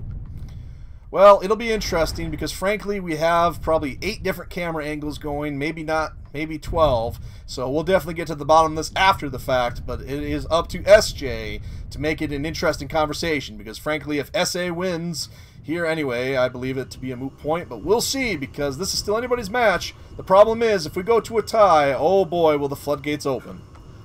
If it does result in a tie, full elm throughout the entire on the 5th map, because if this ties out, and if SGA win the next one, I would strongly suggest doing a 1v1 trial for each players of each team, and the best 2 out of 3 win. So if 2 of SGA win against that's a 1v1v1v1v1. Yep. Well, folks, if you get a draw and you have we're always going to have something happen in one of these events that is not going to make everybody happy. Yeah, but that's boring, and this is the finisher. Frankly, it's my job to follow the rules and go from there. The thing that I apologize for, frankly, is not being able to come to a decision early enough so that you, the viewers, could concentrate on the matches and not have to worry about a 20-page rulebook. So, let's start talking tie, because while we had a light Gauss, SA fire a light Gauss, I'm not sure it connected, and I'm not sure SA is going to be, or SJ is going to be in a hurry here. Since Chaos March rules prevail, and I warned everybody about what would happen with the tie, it comes down to carrying assets, since we don't have BA. And if we force a tie, then we play on the next maps, and if we need a map 6 to decide it, then I pick a map, I pick a tonnage, and we move on, and that's basically what'll happen. Those are shots going out. Yes, they're sensing that a tie would be crazy, and they're deciding to finish this out here and now. No hits though. No, Prox looks like he's twatted Scrub God pretty good. How good are these? How good are the Anubis B and C at close range?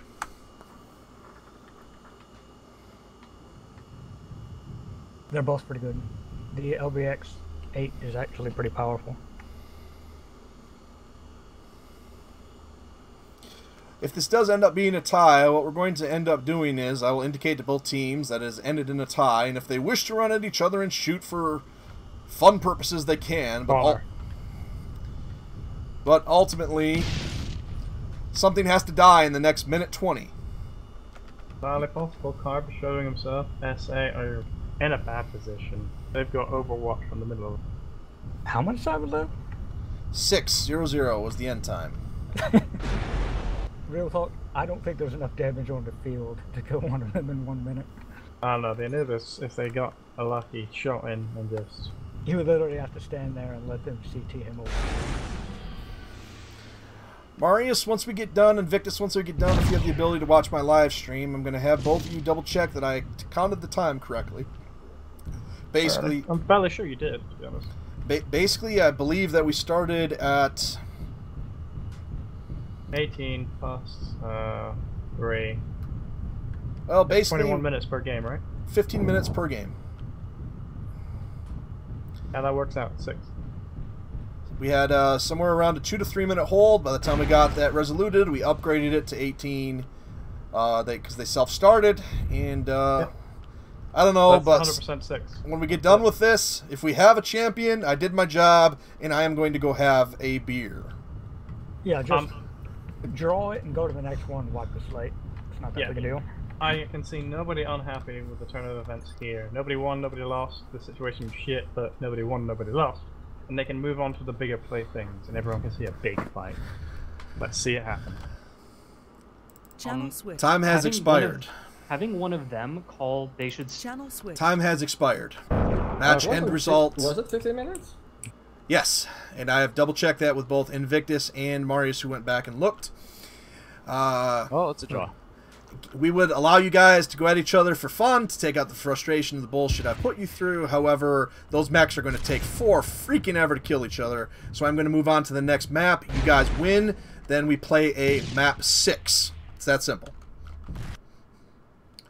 Channel switch. This is... So, here's the situation. When we started the round duelists, we thought that you'd gone up into that channel and they said no deal. So we started this round again on the basis that we thought we were fucked and had to do it the way that you said we did. 1. 2, this is a This draw. whole round was a fucking wash. Yeah. Well, we can put it behind Map us. reset is always better. We're moving to the next map. Assets that were used will count, so you can't use them again. Real simple. Draw? Yes. Win map 5. Take the championship. They win map 5. We deal with it using Chaos March rules on a map with new tonnage on map 6. Okay. If they win the next map, I will 1v1 Rook 0 in Kirby's Air Ride and City Mode for the championship. Yes! I would be okay with this if they are. Alright. So, anyway. Go back to main base, everybody. That's fucking good. Alright, we got map 5, TSA Jungle. Alright. Changing map to TSA Jungle now. You are going to have 6 minutes for your list before the list is locked. And... Right. Server authentication failed. What is this? Yeah. The server's full. Kick some people. Nope. Server is full. People gotta go. Alright. Let me take a look here. When it rains, it pours, boys. Here, I'm just going to restart the server. That'll work. Okay, server's down. It'll come back up. Get in there. Hang on. Channel switched. Taking the server down, bringing it back up. Try to get in quickly. And then I'll change the map. Once I change the map, you will have no longer than 6 minutes to put together your list. And the tonnage in BV, not BV, whatever we're using. 255 tons mixed tech. So server's back up. You should, or will be back up. Okay, it's up. Reconnect, please. Channel switched. Please reconnect to game server. Channel switched. Okay, server got full. We had too many people on, so I'm restarting it, letting the players get back in, and then first comes first. As long as we're all able to get in, obviously. I'm connecting now. Okay, Invictus and Marius, your job is to make sure that I stay firm to the rulebook, stay fair to everybody, and don't start getting wishy-washy on stuff. If we go to a map 6, it's very simple. I'm going to randomly select one of the maps. I am randomly going to... Yep. If you need the backup, whatever you need to say, we will have made the decision between the 3 of us as a council of... Make sure I do a good job is what I'm saying, because I'm getting a little burned out because we're going longer than I thought we would. But alright, I imagine people are also giving you shit from time to time. but just say it was just a group decision. We voted on it. Okay. Yeah, I would have. I probably would have voted for a restart, but Invictus wouldn't, and I don't think he would have either. Okay. But hey, it totally makes sense not to have as well because of the position that they were lost in, and nobody lost anyways. I don't know if I should put this on the record or not, but screw it. From my vantage point, from both of my cameras, and from the hi-fi Lex, and from the God damn it! Hi. I waited for 20 fucking minutes for that goddamn thing to start, and I had to go take a pee, and then it was over when I came back. Well, don't worry. You can you should be able to rewind. Otherwise, we'll have video up in multiple angles. Don't worry, you didn't miss anything. I don't think the mechs saw each other. My initial opinion. They didn't. My initial opinion was that the mech was going to be able to not be seen, and I was taking a risk that they wouldn't be able to be seen. I was listening to their chat the whole time. They had no idea where the mech was. Yeah, I mean that's consistent with the server down. No, I'm just I'm using G next level even though I shouldn't, just because I don't want to mess up a setting. Well, all right. Invictus, Marius. So who won? Did we win that one? Tie. Draw. No one won. Oh, okay. Invictus, Marius, tell our wonderful viewers all about TSA Jungle while I take a 3-minute well-earned break to grab some fuel. By all means, Invictus. Jungle's kind of the funnest to play, just troll in a large server. Just 18 people stuffed into an SA map. You have half of them LTs and arrows. Well, what would you say about the hill advantages of certain teams? Well, it's much harder to play this in a way to where if you're seen, you try to reset, because there's not a whole lot of vertical cover. It's pretty smooth. So it's just kind of like the long range par excellence one. I argue that the volcano has great positioning, but it also has the threat of walking into a volcano. Which so many matches have ended. So many matches have ended with the volcano sacrifice. I have people my can't even own be mad. in Merc 3v3 last time. Oh, one thing I like is that there's actual screen shake to everyone when the volcano goes off. Ah, this is a good effect. I do wish we had some more map effects like that. Explosive canisters are all well and good, but be a bit cheesy at times. Like the meteors that strike down on certain maps, they add so much to the level. I find just a little bit of the extra immersion. There it goes. And also, if you have jump jets and the guy chasing you doesn't, you can try to be cheeky and just fight around the volcano lip. Cool. I think well, I want to say I was on a 3v3 team against 12 VR, and I was able to bait them into one of the volcanoes. Oh, bad move, man. Being slowly cooked alive in your mech. Certainly reach for your ejection then.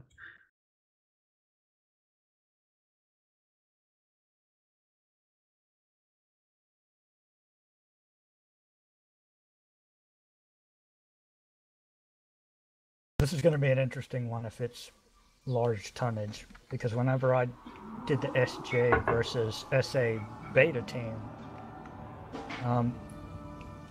SA tried to do the usual Warhawk or Direwolf, just take a bunch of them and just out damage.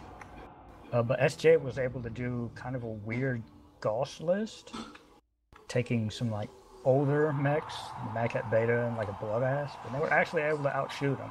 But that was also SA's B team, so to try to do that against Carb and Evan.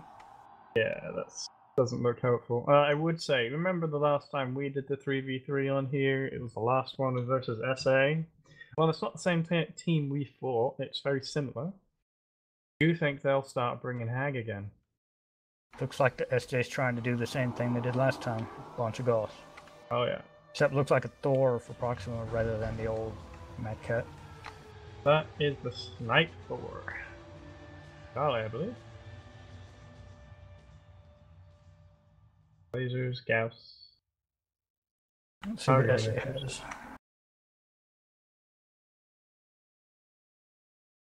That can be. And nothing else. Alright. So, TSA Jungle. Why is it played more often than any of the other SA conversion maps? What is it that makes it so special? And have either of you ever fallen into the volcano? We were talking earlier. I've been able to bait some people into the volcano. I drove a Morgu in it. Lost a Cast March battle doing that.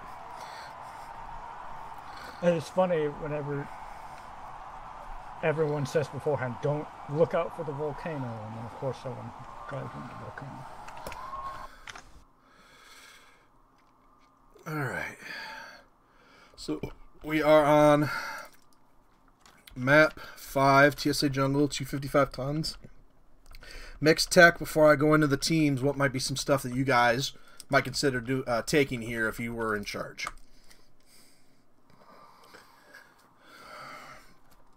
Actually, hang on to that thought. Channel switched. Do you have your list? Yes. Yes. Okay. 2 Prime, Thor Echo, and I don't know what Blood does. The gas one, I don't fucking remember either. It's Okay. Win and live, lose, and it's over. Good luck, guys. Mm-hmm. Hagmar 2, I think, is too slow. We're still building duelist. Okay. And the Bloodass has... Channel switched. Okay, I've got one list. One list will be, we'll give them till 2027 with the map restart. So, if you guys were battling here, what might be some assets you might think of bringing? 255. Yeah? Side it's a 65. It's got Hag 20, and it's got a lot of Brawly SRMs as well. Streaks, I think. And 2 small lasers. It's got a low profile-ish, and its weapons are on its arms and upper torso. So, and put them to could use it at range effectively, just doing a bit of packing. But when the time comes for a bit more medium range or brawling, which does often seem to be the case, This is the map, bracket, viewers. that's what I would bring. And these are what we're playing right here. There were 8 teams that started the bracket. Real talk, I'm a little shocked that SA isn't taking a Dara Warfare. Just an Evan means the prime. I think that's the point, though. He solidified such a reputation about himself. Now he can trick people. But that Vomit Blood Asp is just... They're gonna have to close, and it's gonna be really awkward to close. Depends on their positioning. Go out real easy behind the volcano. That's a big place. No tanks so A far. lot of cover. No tanks. Why no tanks? Well, it's so slow. Particularly here, whip out the Morgus, be done with it. Still so slow. They'd get torn up on the approach. You'd camp it, but the enemy team would just move around you. What about a long tom? Doable, but they're just charging and kill you. You get 1 or 2 good shots maybe, but most of the, I know SA for a fact, they really, a few of their people are very vocal about long toms being just, well, I wouldn't say bad, they just find them Thumper? dishonorable. What about a thumper? No? Again, doable. That'd be an alright choice. Oh, interesting. Alright. Kites around the map, alone. Hey, Get some good wake up. shots in while you're supporting your team. Be right back. Channel switched. Alright, hit me. Alright, Madcat Bravo, Mark II Prime, and Blood Asp Vomit, whichever the fuck one that is with all the I think lasers. that's the Delta. Delta? Okay, Delta. Last one again, please. Blood Asp, Delta. The Vomit. Okay. Alright. I'm gonna need Og will be 25. 25, alright. Channel switched. August 25. Channel switched. So, this is interesting. Ready? Alright. MK2 Prime for each team. Blood Asp for each team. And then one team bringing a Thor Echo, and one team bringing a Mad Cat B. That's a full So- Echo. In the last round, this SJ team fought the B team for SA and beat them with a very similar list. They went all Gauss and they just focus fired. So SA's B team probably told their A team that it worked well, and so they're going to try the same thing.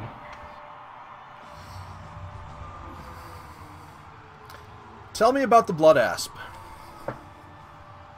Fast, heavy firepower, 360 torso twist. Interesting beast. What Initially, about? it becomes a focus though. Tell me about the MK2. You don't see many Mark IIs anymore. It's sort of a all-in asset. It's very inflexible. It does one thing well, and that is it. Well, it's one of the ones that's got good weapon mounts, good weapons.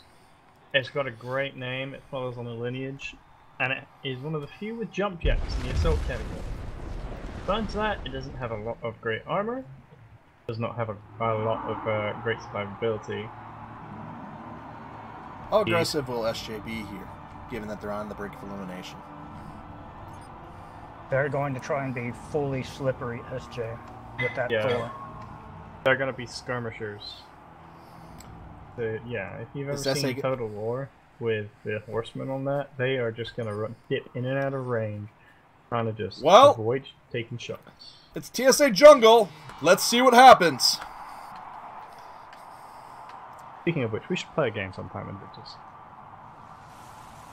Prox is going to have to carry and try and get so much damage on Carb from range that he won't be able to close. Is SA going to park on a hill?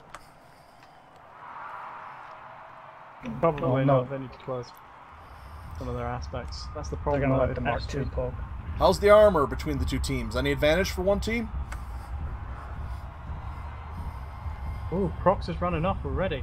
If SA just push straight in, they will be under less fire. That's a dual Gauss shot into that Mad Cat, followed by large lasers. No. SA have stalled on their push. They're not pushing.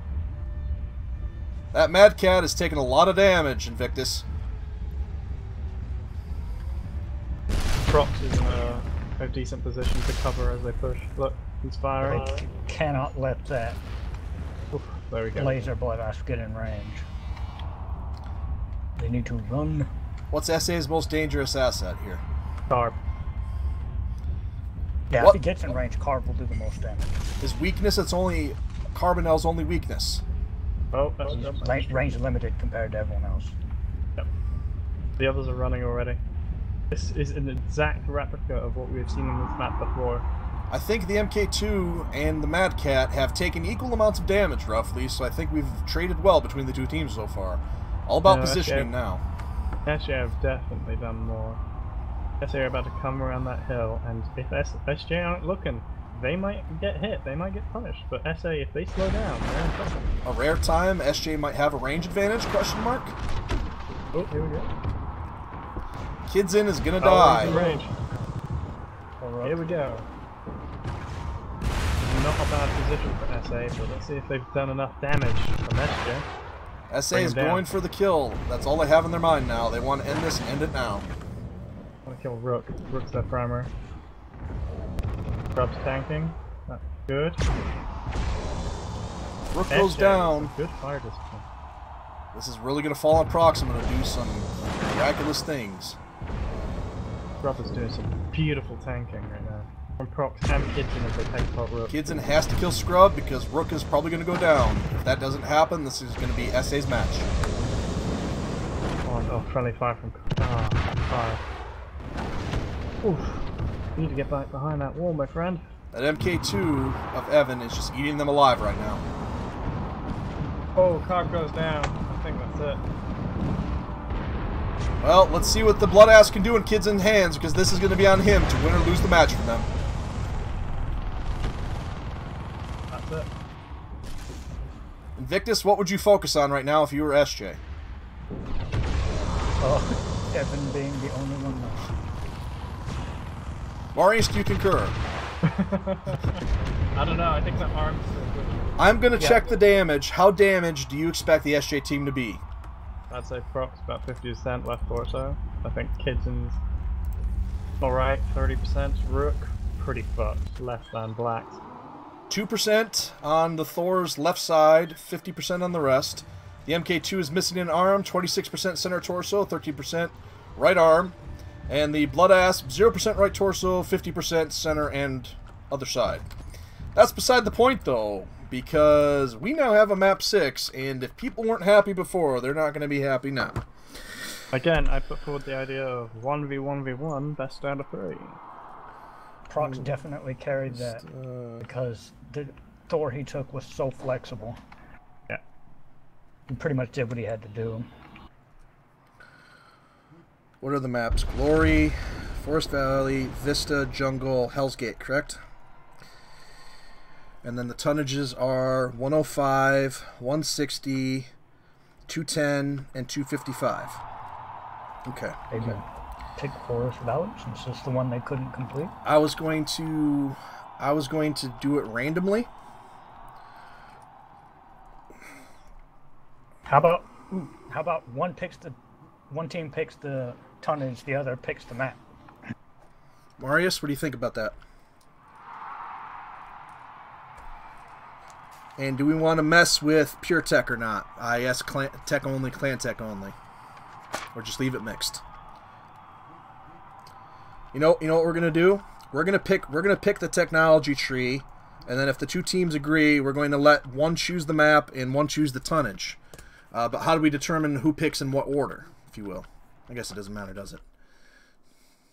Channel switch. All right, the council and I have decided to run this by you since the Chaos March rules don't explicitly state how we pick the map other than the fact that I pick it.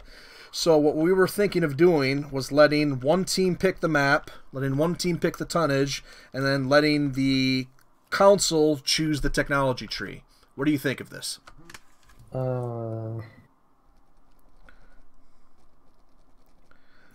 One thing I want to say, if we're doing it, I would rather it be doing tech tree. I would rather it be completely out of our control, honestly. Okay. Channel switched. All right, I've gotten SJ's opinion on it. Since we have a map 6, the council decides to offer this to you guys for discussion. Who is the council? Who is the council? That's Invictus, Marius, and me. Uh-huh. Okay. Okay, so... What is SJ offering us so kindly? They're not. This is from the council. We were going to... I choose the map, the tonnage, the BV for map 6, but the way we go about that, we have flexibility. We were going to let one of the teams pick the map, one of the teams pick the tonnage, and then let the council pick the technology tree. What are your thoughts? I gotta go in 20 minutes, so Okay, then we're just going to take it out of your hands then. Alright. Channel switch. You said Forest Valley, correct? I mean, Forest Valley is the one that they technically didn't complete, so... Okay, well, we're taking it out of their hands. They won't agree to do it themselves, so we took it out of their hands. Marius, give me a number between 1 and 3. Or between 1, 2, or 3. It'd be 2. 2. Okay, Invictus, you pick the okay, I'll pick the tonnage. I pick 210 tons. Does that sound okay? Yeah, you usually want to pick the middle one, but the tonnage is available. Okay. Gives them the most flexibility. Did you even miss Forest Valley, 210 tons, clan tech. Clan tech. What Alright. the? Why Forest Valley? The largest, longest it can possibly Largest Channel switch. You've been angry than Forest normal. Valley, 210 tons, clan tech. Forest Valley 210 contact. Okay. Is it limited to the same restrictions, so like nothing used prior? Correct. Okay. Channel switched. And you can't reuse anything you've already used. Yeah, we know that, thank you. Channel switched.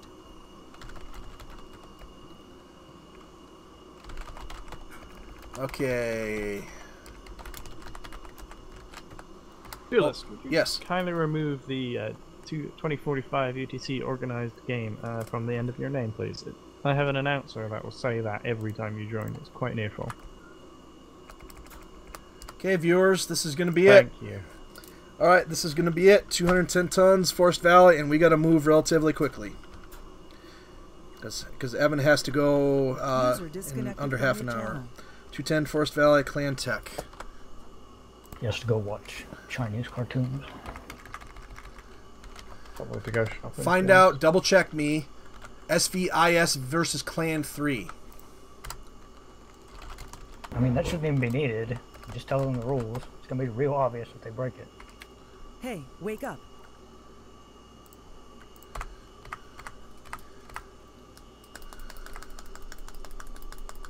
Hey, wake up. Yeah, sure. All right.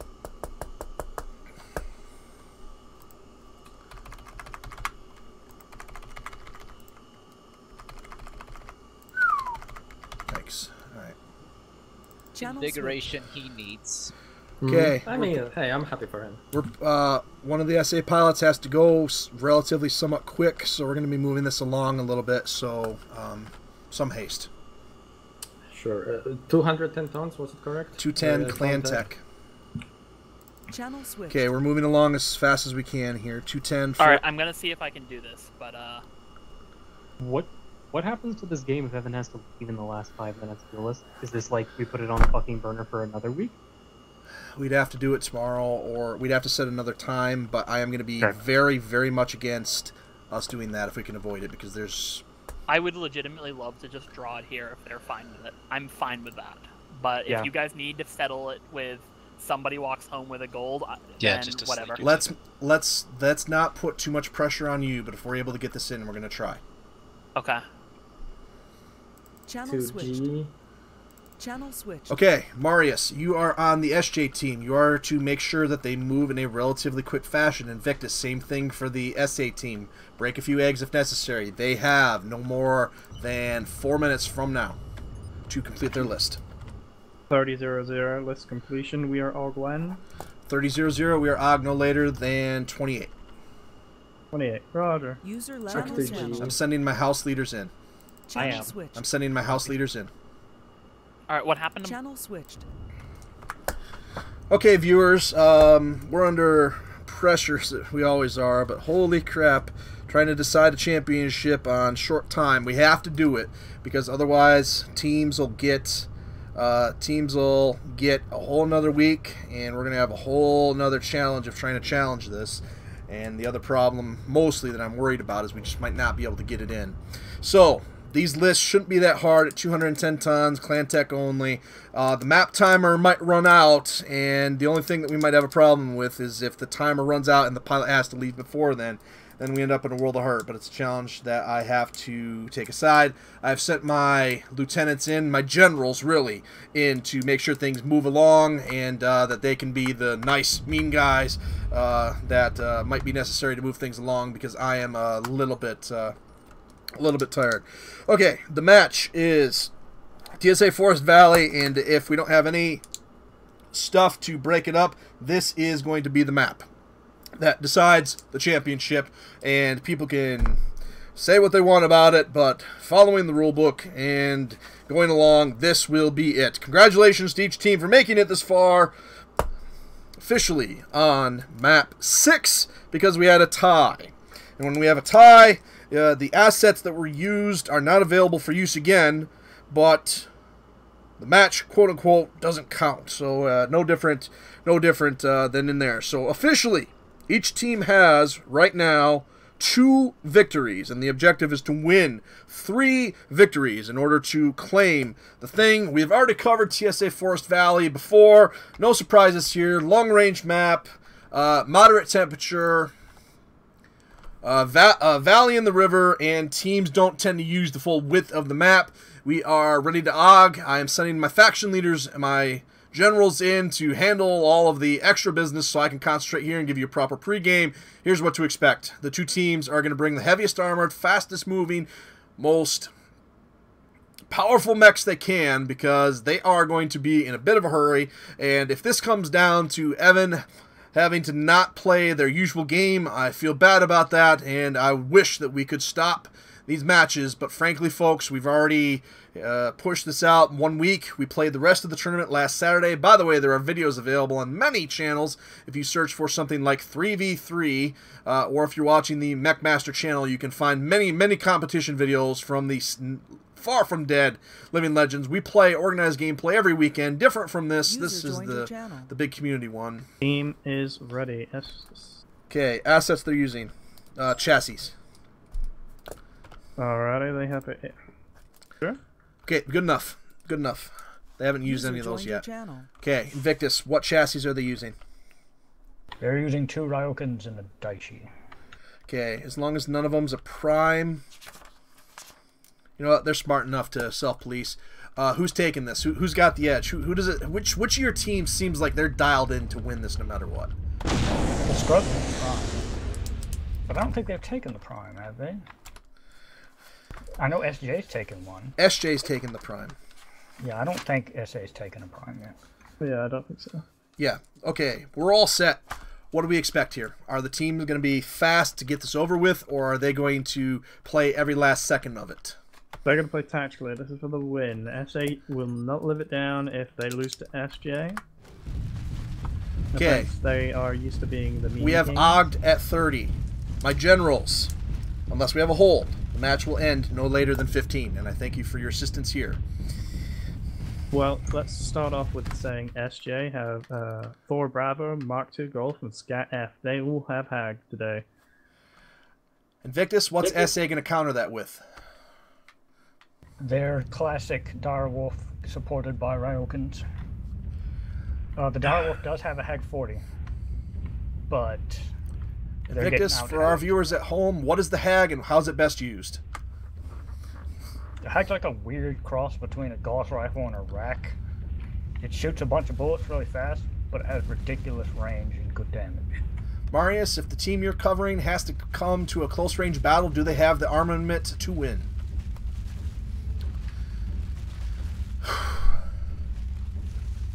Don't think so. It's entirely possible. It depends how much they whittle them down on the way in. They have a lot of range. If they can leverage a full firing line against 1 or 2 targets and whittle them down, they could survive a brawl, but I'm unfamiliar with Mark II Golf. Invictus, the team that you're covering, at what point do they have to call the oh shit thing and charge toward the enemy because they need enough time to kill? 5 minutes? 6? You can wait kind of the last second, because there's really high damage out here. I have a prediction for both of you that this is going to come down to the clock running out and one team killing one mech and running away. This is going to come down to how much unanswered damage SJ can get down, because SJ outranges SA in 2 of their maps. Can you repeat that again? That SJ on a map outranges SA? How's that possible, Invictus?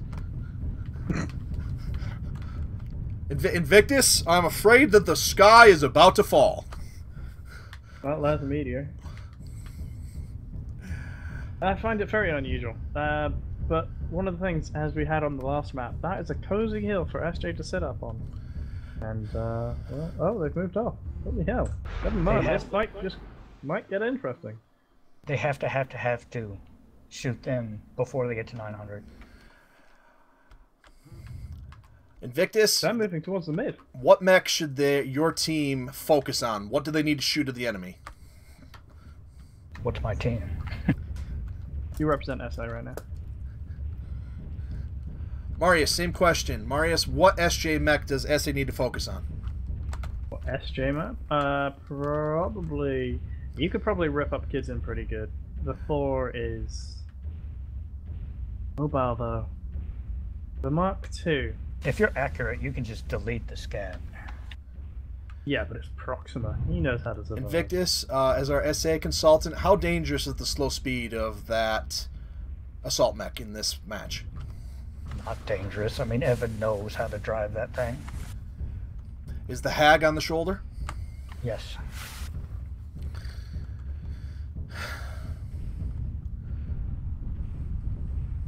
If there was ever a veteran player to put in that asset, it's him. Marius, And, how much jump? SJ will be tentative to try and move up and get some shots off. Marius, how much But- jump jetting are we going to see? A lot. They all have jump jets on the SJ.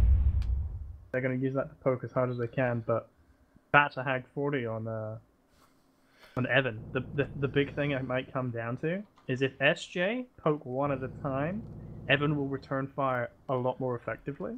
Invictus, the difference between a Hag 20 and a Hag 40. So 2 Hag 20s are heavier than 1 Hag 40, but they're going to be firing twice as fast effectively. So if it's a shortened window, the Mark II will win out. I think we do need to point out here that Carb did just take some pot shots from the side of the hill. They aren't sitting pretty behind Evan. They are doing some work themselves. Well, Invictus keeps trying to tell us that the Ryokins are dangerous as hell by themselves, so that's going to be a pretty tough list to take down. I would watch Kidzen. If Kidzen can get the most out of that Thor, I think SJ has this.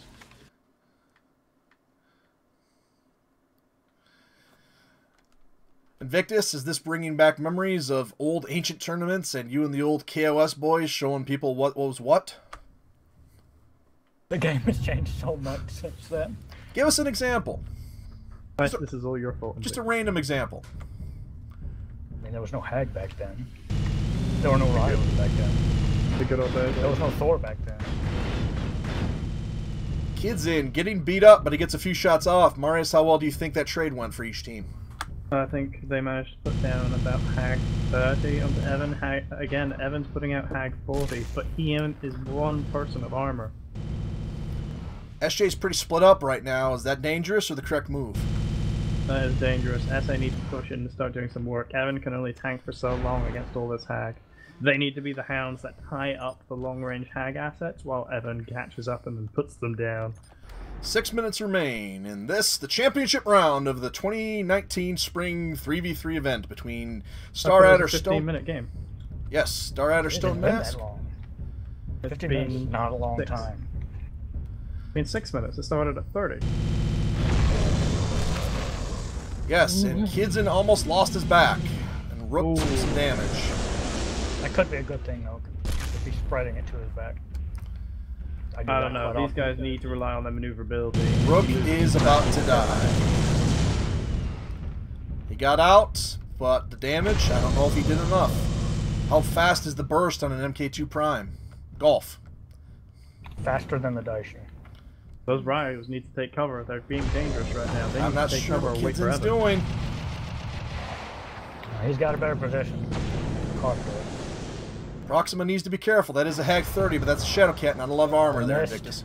There goes the dogs. The dogs are on Kidzen. Kidzen's dead, and this match is... lost his heart largely, Yo, Prox is coming in to help, but he's got Evan watching their back, right into it. He's trapped, caught the terrain. SA smells blood. Do they move in? Oh, they're just gonna trade until they're sure. It's a smart thing. Rook trying to share armor, Proxima trying to share armor, but right now that put him in the line of fire.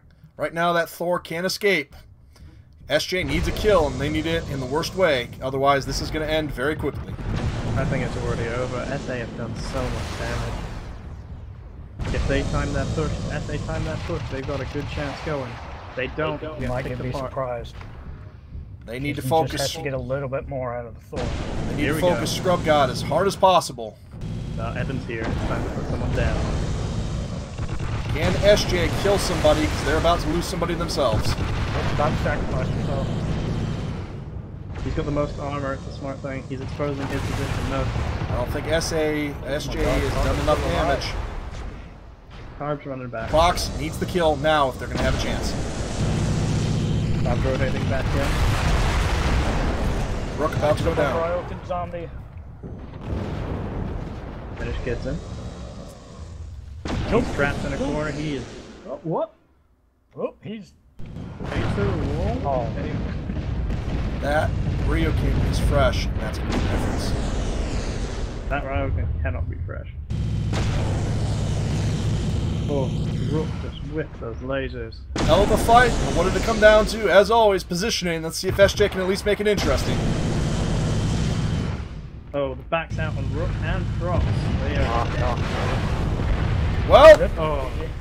We'll get the analysis here in a moment, but I, the Mech Master, am here to certify that in 6 long and grueling matches, that after it all, for the second tournament in a row, S-Star Adder, Stone Mask defeats Clan Smoke Jaguar Beta Galaxy for bragging rights in the Living Legends community, at least until the next 3v3, and they are the champions by a score of 3-2. And now we'll have lots of analysis here in the post-game, but any surprises there, Marius and Invictus, as we get your analysis?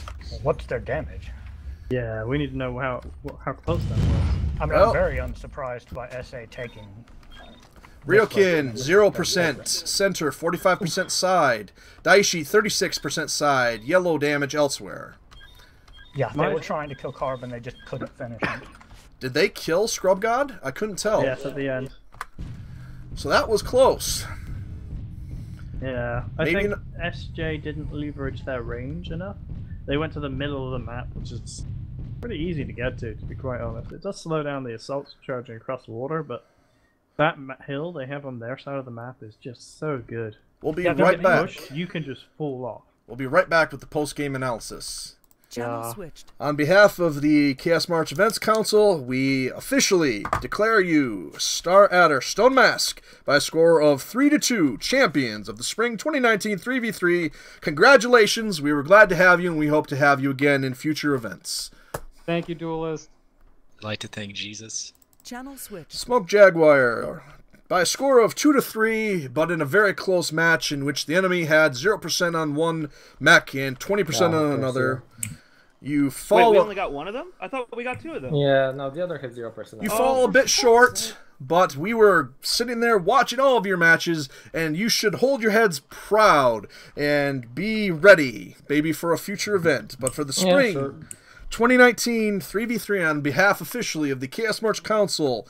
You end up short 2-3, but you end up in a very strong second place, having taken out other teams out of the 8-team field. We congratulate you, and we'll have lots of chances for post-game analysis after, but we thank you for participating, and on behalf of SJ as your suck-on, thank you very much for putting on a good show and doing us proud, boys. Good fucking matches, everybody. Seriously well played. User joined your channel. Channel switched. Alright, so I don't detect too much salt. I'm scared to go into those channels, but we're here for analysis. What could have SJ done slightly differently that might have turned that close match around, if anything? What was their mistake? Invictus just said there, they didn't leverage their range against the Ryokans.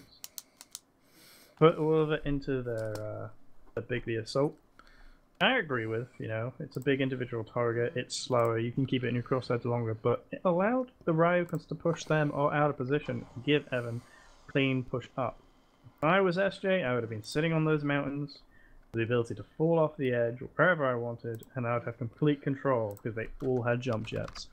How decisive was the positioning, the fact that SJ ended up engaging at that center island? The fact that they had... the trade-off between taking that Scat and Thor from taking their Ryokans is the main advantage you have in the Scat and Thor is that they both outrange both Ryokans. So you need at least one full first strike in order to even the playing field. Otherwise, just running around like that and fighting, the Ryokans are going to tank longer. So the fact that they actually went to the center themselves was kind of bad. On top of that, as stated previously, they have jump jets. There was no tactical use for that except from maybe one Pop-Tart from the Scat, of all things, and Kidson eventually jumping into the Shadow Realm. Kidson was able to do a lot of damage with that Thor. You both mentioned that was key, but he ended up doing a lot of damage and was almost the first to die because he jumped out where his teammates couldn't support him. Mistake, or was that the correct use because you had to take a risk there? Well, he got as much damage as he did as much as he could, but when you're facing Ryokans, that's not going to be enough unless you already have a first strike on them because they just take forever to kill.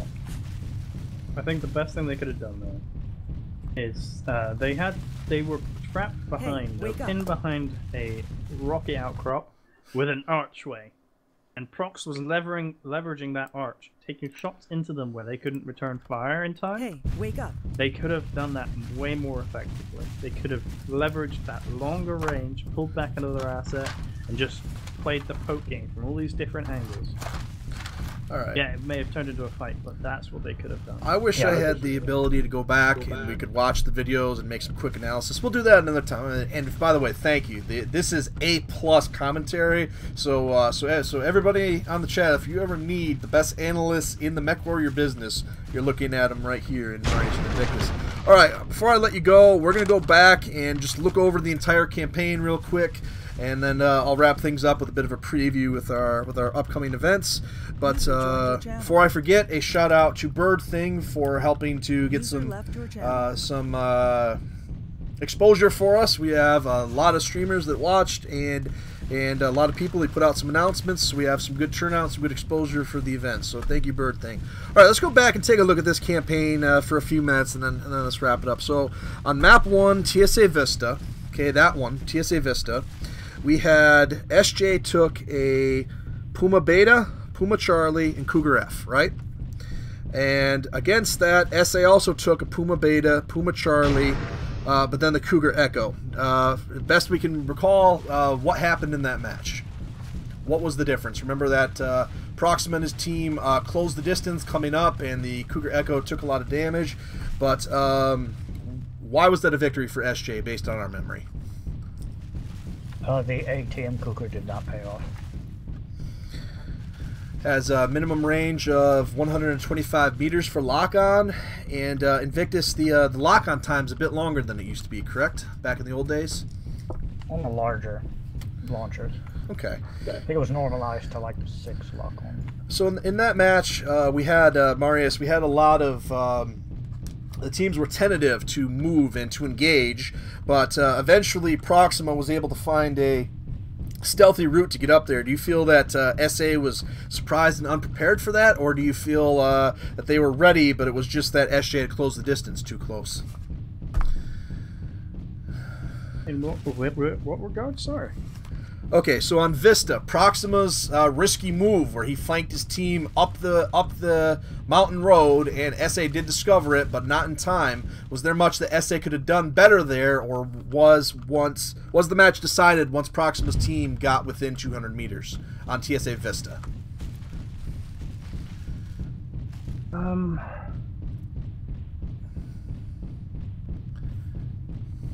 I think it was pretty much down to Prox at that point. He reacted to the strength that SA had, and he put in the work to destabilize them, push them out of their position, and do some damage to boot. He opened up the path for the rest of the team to follow it up. I think it's all on Prox for that victory.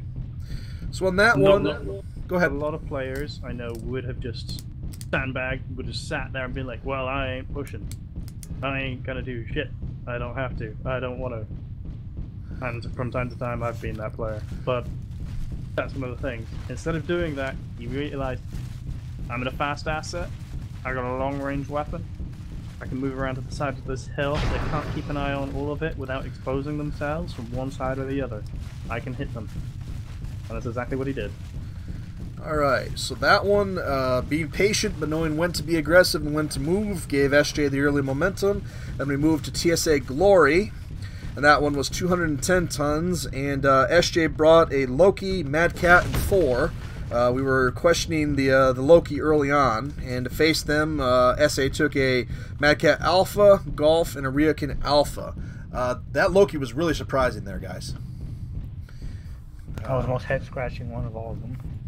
That was a really weird list. Some of the SA members later commented, why not a Cauldronborn there instead of the Loki? Invictus, what is the difference between the chassis, between the Cauldronborn and Loki?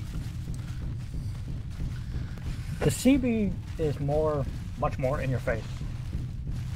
The Loki's greatest strength is in just large battles, pub battles, and stuff like that. It drives the best of any heavy easily. So you can just weave in and out of cover, weave through a fight. But just straight up in a fight, the Cauldronborn's got more armor and sometimes more weapons. Marius, go ahead. No, I was just going to say that, yeah, the electronics and weapons speed of the Loki makes it a very well elite weapon to be used. Yeah, someone in the skilled hands, that is a monster. Marius, SJ got the initial shots off on SA, it looked like. So they exchanged well early, but then they ended up getting stuck at the bottom of that hill and not really able to escape. And then SA had those two Mad Cats with two UAC-10s, two ERPPCs, two LBX-5s, and unbelievable amounts of close-range firepower there. It seems like that match was almost over before it began because SJ was trying to work a bit more long-range and a bit more maneuverable, but when you're facing down two Mad Cats and a Ryukin Alpha at 500 meters, nowhere to go, that it's hard to come out of that. Agreed, yes. One of those things that, like, the Loki's all well and good, but it's for slipping in and out of battle. In a 3v3, you need to commit with your friends, and if you're not doing that, your armor off the line, your weapons off the line, or and this Loki can't do that. It will die. I think that's really what decided that for us. In Vic, SJ did a good job of working what they could once they were locked down, sharing armor, getting the shots. But Invictus, oh my goodness, SJ might have had that match or made it more interesting, had half their shots from their low-hanging arms not hit the ground. Invictus, how frustrating is that as a skilled pilot to go into a fight, do well, but then later on realize that many of your shots were going into the ground? How do you come back from that? Well, usually, technically being on the low ground is better than being on the high ground for that. So I kind of found it odd that they were hitting the mountain that many times. I don't know if SA, I couldn't see from their perspective, I don't know if SA was just giving them split seconds to try and hit, but generally being on the low ground is better for that. I know SA makes a meme out of really liking that Mad Cat because it has the two UAC-10s high, so they're never really going to hit because they're actually higher than the pilot's view. The interesting thing that you mentioned is that TSA Glory might be the most balanced of all the maps that we play for the different engagement ranges that you can have. But ultimately, the two teams saw each other, and rather than try to one-up each other in positioning, SA decided to go in, and SJ had to do what they could. But ultimately, we felt that that was a risk for SJ to bring that Loki and maybe even that Thor, and SA just, I hate to say this, Marius Invictus, but SA had the higher ground. It was over at that point. So that brought the momentum back to SA, and it was a 1-to-1 at that point as we went into the middle map, 160 tons on one team. Oh, we had 160 tons. Hell's Gate. SJ brought a Ryukin Alpha after seeing what it did to them in the previous match. They brought a Ryukin Prime, so 2 laser bolts, and then a Scat E, also a laser boat, and then SA original list that they dialed in was they actually had 3 lists. They originally had a Scat Echo, Ryukin Echo with the LBX-10, and a Vulture Echo with the streaks. Then they changed their list to a Cougar Delta with the streaks, they kept the Vulture streaks, and then they were going to go with something called a Cyto Cauldronborn. What's the Cyto Cauldronborn? Got 3 streak 4s, dual streak 4s, and then a Hag map. And 2 small lasers. How dare you forget the most important weapons that do nothing to anything. So they ended up, their final list was a Cauldronborn Fox, Vulture Echo, Cougar Delta, and I did not have the list locked beforehand at any point, so that was completely legal. But it's interesting the way that one worked out. These alternate lists that I put before you, that they would have had a Shadowcat Echo, Ryukin Echo, Vulture Echo, compared to what they took. Do you think that would have affected the balance at all, or do you feel that the match would have still played out in a similar manner the way it did? I actually think their list got better over time. Agreed. By the time they had switched everything out, there's just too much damage on all those streaks. So if they would have been stuck, perhaps, with the initial list or the second list, things might have been played out differently. Yes, it would have been much closer because they would have been able to maybe pick off the Vulture. All right. Interesting. Something to keep in mind for future for future things. All done by the book, all checked and approved there. But let's get into the fight itself. NASCAR. What do we mean by NASCAR in Living Legends? What does that mean? Two forces leave bases on the opposite sides of the map and proceed to travel across the map in the same direction from each other, so clockwise. So we had anti-clockwise, so they just run in circles all day long, never running into each other. No combat, no nothing. We had the teams doing that for the longest time there, and we were like, holy crap, time's running a bit low. And ultimately, the two teams did find each other. SA saw them, but SJ got the initial hits, and early on we thought SJ hitting with that heavy large laser and those large lasers that they were doing some pretty good damage. They even got an LRM-10 off, for goodness sakes. But then SA had good armor, split the difference, and once they were over that hill, SJ stopped moving, and the fight went all the way in SA's momentum. Why did SJ stop there? What was their strategic reasoning, perhaps, of parking? Well, one of the things was Rook was behind a little hill. That's who they were going for. So he didn't really want to move because he'd just move into more fire. It wasn't until the SA were on him that he could do anything. Whilst the other two had already moved out of position and being largely ignored by the rest of SA. So there was no reason for them to move and make their shots any more inaccurate. However, that made them, when it came time for them on the butcher's block, to just eat shit instantly and accurately. Invictus, all 6 of the pilots that played today are world-class players for Living Legends. How much does it affect your aim? Even if you're yourself, Invictus, you're a world-class pilot in this game, one of the best. When people start firing endless amounts of streaks, does that really interfere with your aim? Well, this game has real screen shake, unlike MWO, which has fake screen shake, where the screen shakes, but the reticule remains in the center of the screen. The reticule is shifted here, so basically if you're trying to use precision weapons and you get shook a bunch, you're totally screwed. So we end up at that point. SA goes up 2-1, clearly has the momentum. Then we go into map 4, Forest Valley. Who would have thought? Would either of you ever think to bring a Jesse James Hollander in 105-ton limit IS only on a 3v3?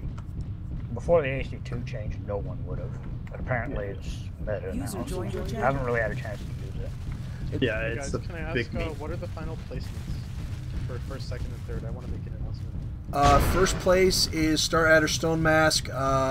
Second place is Smoke Jaguar Beta Galaxy, and third place is Star Adder Stand Arrow. The rest of the placings I'll have to get back to you on because I'm still working on the seeding a bit. Okay, could you direct message me the rosters for each one of those teams so I can put it in the announcement? Yes, in a few minutes. It's going to be a few minutes. Just message me on Steam or something like that. Okay. Got it figured out. Thank you. Yep. Message Vico rosters. Where were we? Right.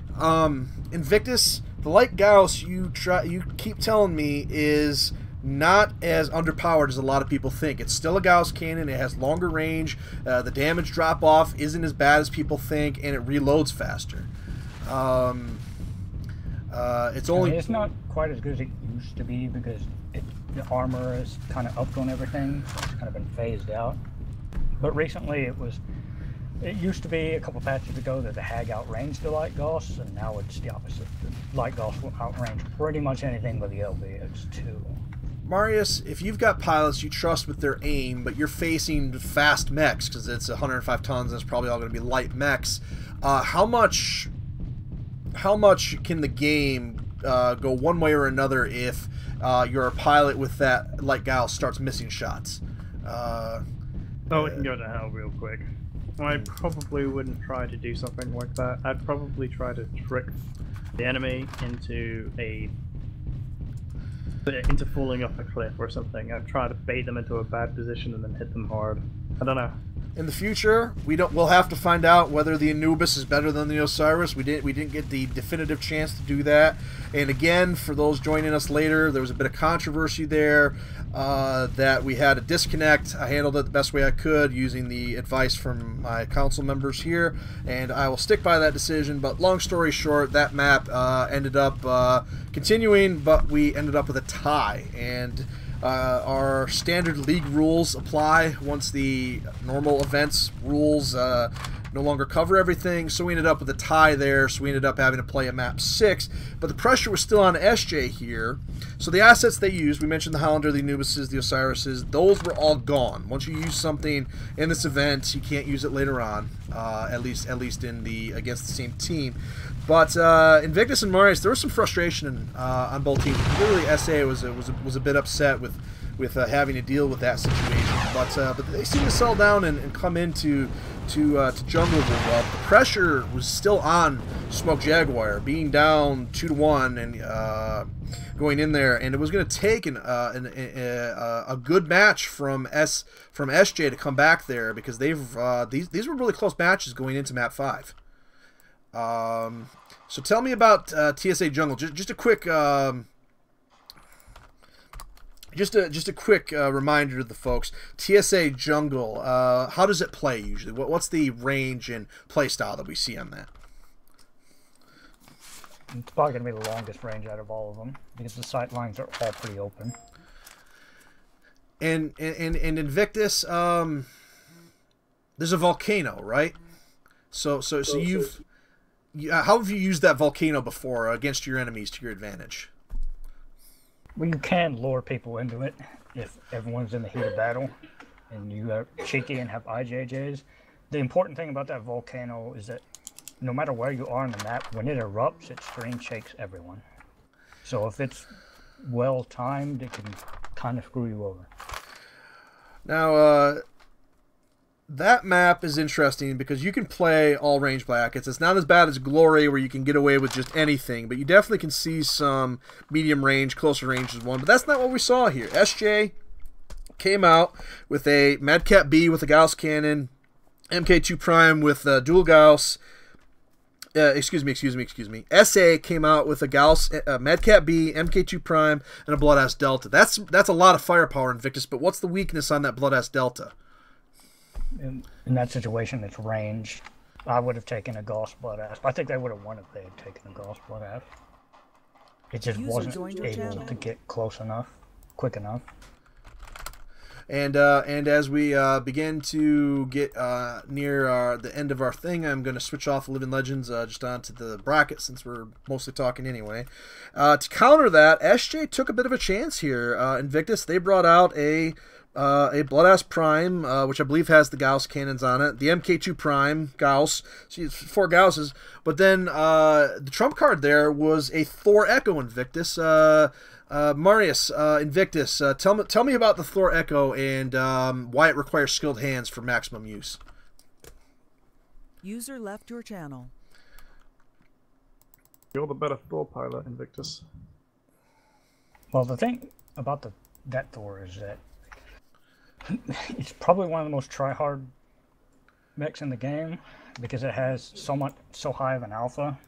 But if you're staying at 900 meters, you can basically run back and forth with the Thor's speed, jump, and strafe, and you will pretty much always be doing more damage on your target than they will return.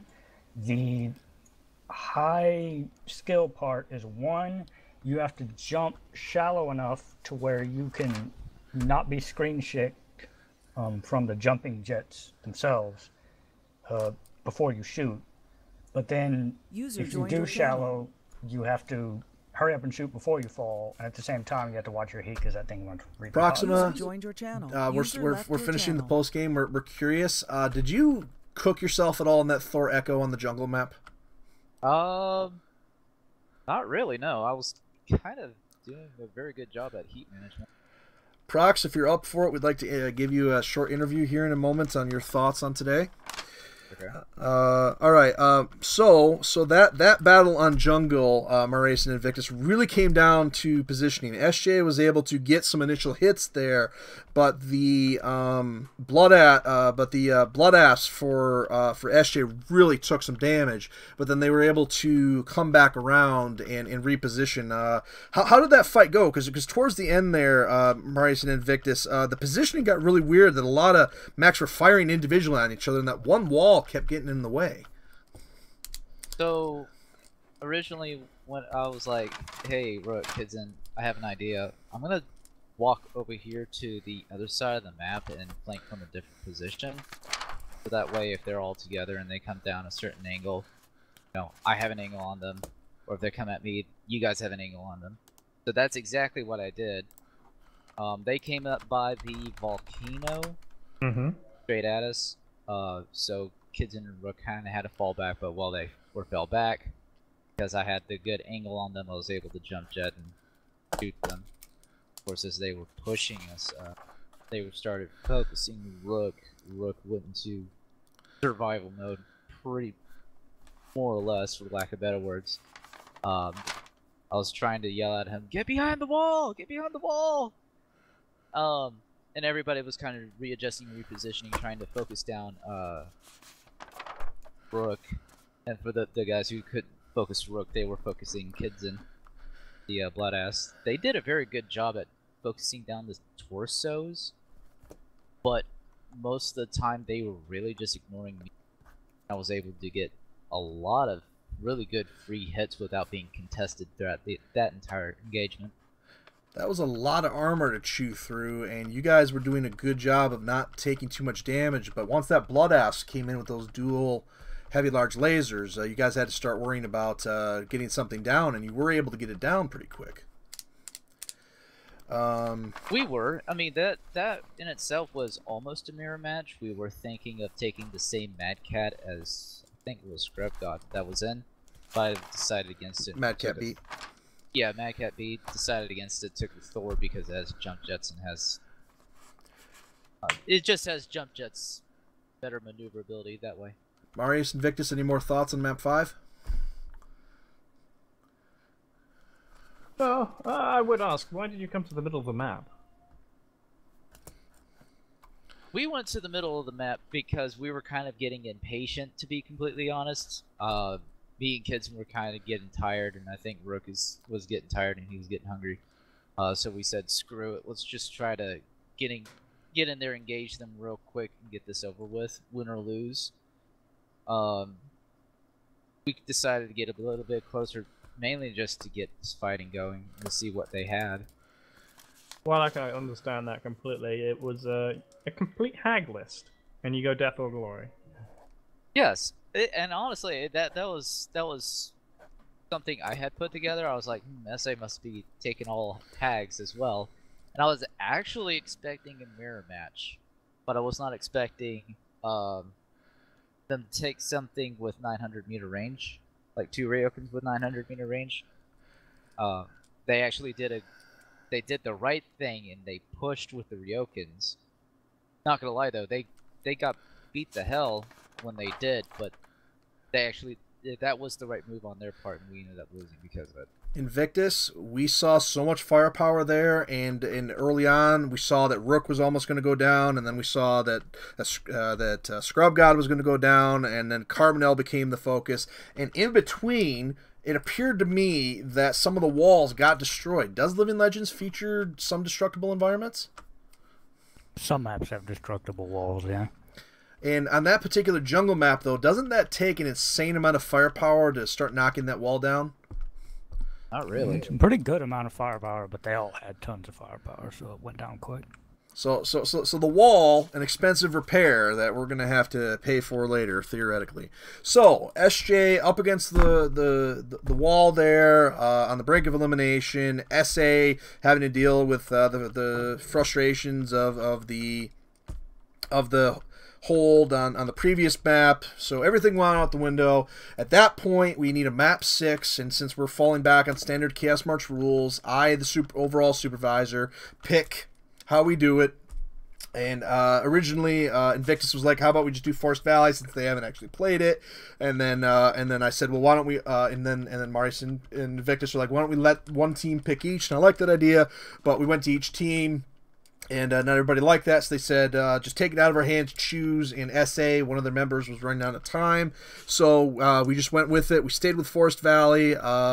Marius picked the Clan Tech via a random number I gave him, and then I picked the medium tonnage 210, and then we moved in there. But Prox, your team didn't have as much time to prep there, and this wasn't a planned map. How much extra pressure was there in putting together a list to win everything, but not? Did you have a solid plan there?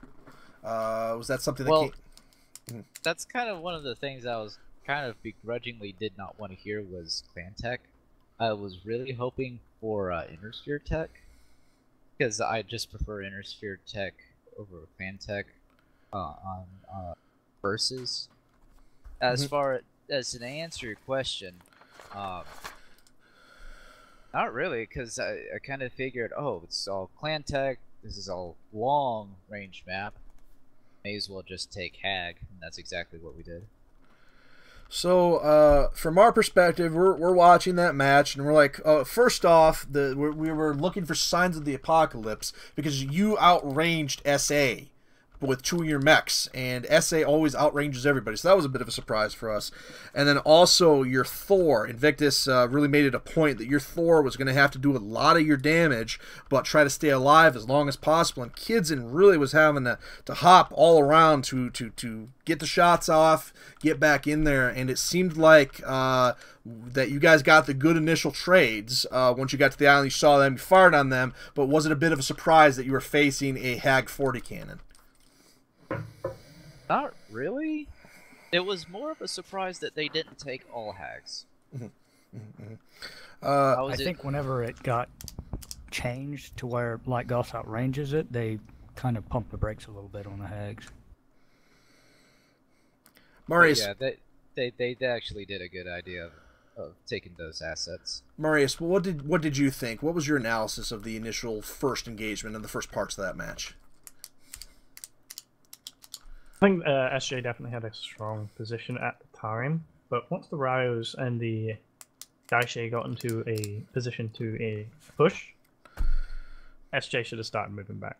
As soon as they got to the walls, it was only a matter of time before the big boy followed up and killed them. Because Hag, I find long-range weapons you need to really put the punishment while people start to close with you. Proxima, and with the Ryokans pushing them out of position, they couldn't really effectively leverage that. Proxima, you had your 2 teammates. They needed to get away from you. Normally, you're not all the time, but normally you're in something heavy enough that you can take the charge, do some damage. But in that Shadowcat E, you really had to pick your engagements. So initially, it was Rook in that powerful MK2. Went out, got some shots, but then the Rio surprisingly came out, was doing a lot of damage. So you guys had to cover for him for a bit of armor, and then a little bit later in the engagement, same thing with Kidson. Kidson had to get out there, get some shots for you, but he was exposed. And especially towards the end, once you guys were really damaged, towards the end, it seemed like you guys were really having to coordinate on who jumps where and who's sharing armor. We saw at one point that you had to almost charge the breach a little bit and take some hits from a freaking direwolf. How chaotic were the comms toward the latter part of that fight? Not really. It was just mainly just Rook being frustrated that he couldn't quite get the kill on Scrub God. Thankfully, he did. Mainly it was just us trying to really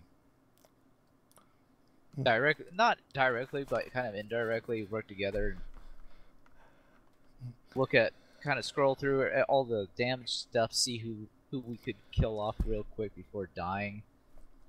We kind of knew we were done for it anywhere near the tail end, so we said screw it, may as well take some of them out with us before we end up dying. Now, but not really chaotic. during that battle, Invictus was just sitting there, excitedly saying, "How is that Thor? How is Kidson not dead yet? How is Scrub God not dead yet? How is the MK2 not dead yet?" And increasingly, for like the last 30 minutes of that battle, all three of us were just in amazement that nobody was dying. Both your team really gave you every bit of armor they possibly could and put you in a position, frankly, at the end, despite the fact that you were so heavily outgunned on that Shadowcat E. It's still Proxima, it's still a Hag 30. We still liked your chances there, but Prox, the time to kill in this match was long for everybody. I mean, it was a risk. I wanted to take the Shadowcat, but we like I said, we all kind of got tired, and we were like, let's just get this done and over with. So it was more just we would have improvised, go with the flow. Now, Prox, you guys have already had to wait a week. Originally, when we did this, I made a few mistakes with our timing, and you had 45 minutes left. We needed probably an hour and a half, and so how did this getting delayed a week change your team's tactics or approach or anything, or did you guys have plans for how you were going to handle it once you knew who you were facing on Saturday, but then change them later because of the extra week? Personally, this as far as stress of me thinking of this match really wasn't an issue. Not for Kidson either. I think for Rook it was kind of stressful because he was talking to me about, oh, hey, I can't think of anything else other than this fight. And I think some of the SA members were also the same way. I think Carbonell and Evan. I don't know about Scrubcod though, but a lot of them were pretty excited and stoked getting this thing going. Now, question of the century, Prox. Why the Loki? Yeah, Prox, we need to know. Walk us through your decision to take the Loki. Not my decision. Not my decision. Because we were with you with the Thor, we were with you with the Mad Cat, but the Loki, and it was pointed out to us, and once they pointed it out, Caldenborn. Prox, once Rook then, from the sounds of it, said, "I am in a Loki." How did you try to adjust your strategy to make that work? I mean, I told Rook, it's a glass cannon. Okay, so don't die in it. I originally had suggested, okay, we have enough tons left, 65 tons for a Cauldronborn. Viewers, said, we're going to be no, wrapping up the I live can't stream really within the next use 15 them. minutes. I can't aim in them. I do very well in Lokis because that's something Thank you for he watching, takes by in the way. pups. It's nice to have you. Or whenever it pops up in Chaos March, that's one of those things that he takes, so he's very familiar with it. That's why he took it, because it's something he knows how to use really well. At least tell us that it had Gekum and Bap, that you had radar with it. That was the UAC 10 one, I believe. I don't know what the equipment layout was, but yes, it was the. Did you see them on radar before you visually saw them on Glory? Yes. Okay, then to an extent that was a bit of a trade. While we're talking about that, we got two more things and we're going to let you go here. Prox, walk us through, once you guys saw that you were a bit of a ranged list and you saw they were pretty much close to mid, and they had you locked down. You saw you had a Mad Cat A and a Mad Cat G, I think, and the other asset. You guys were stuck at the bottom of the hill. You were trying to get your hits, but walk us through how you were trying to get victory once that Rio A, Mad Cat G, and Mad Cat A had you guys stuck 500 meters to the bottom of that hill. Problem is we wanted to get out of that bottom of the hill. We wanted to move out of there. Carbonell was using his Mad Cat A as Overwatch. So anytime we tried to move to a different position, sit there on the hill with elevation and be able to shoot out our backs. So we kind of did we moved back and forth, hoping that Aiden one might catch either Carbonell or the other two out of position, or catch them out of position in some way, shape, or form, while Carbonell was doing Overwatch and have a better line of sights on them, while Carbonell had to reposition. Really should have said more about, not poking, not peeking, taking unwanted damage. I really wasn't sure how to handle that, to be completely honest. It was more of just stay alive and wait for an opportunity to open up. All right, 3 more quick-fire questions. Map 1, you guys were on TSA Vista. You both had a Puma C, you both had a Puma B, and then you had the Cougar Foxtrot close range. They had the Cougar Echo with the ATMs. All right, thank you, Invictus, very much. Everybody, if you see Invictus, be sure to thank him as we get ready to wrap up the live stream in the next few minutes. Take it easy, Invictus, well earned, and maybe we'll see you tomorrow for some chaos. Prox, the two teams saw they had similar lists. You guys were trading a bit, but you kind of saw that they were pretty well entrenched up there, and time was running a bit down. First off, the part A, did you know that their Cougar was an ATM-1? And B, what came up with the risky but ultimately rewarding strategy of running up the hill before they could see you? First and foremost, I was under when I poked out and first saw them, I was like, it's Puma B, what I'm in, and oh hey, there's a Cougar up on the hill. It must be a mirror match. So, Kidson had 700 meters, and he was no way going to reach the Puma or the Cougar up there on the hill. And of course, Rook was in the Cougar F, which is short range. So, came up with a plan of moving back and forth. Sorry, I don't have the game on viewers, but the server's full. I can't get on it. Approach from different angles every time.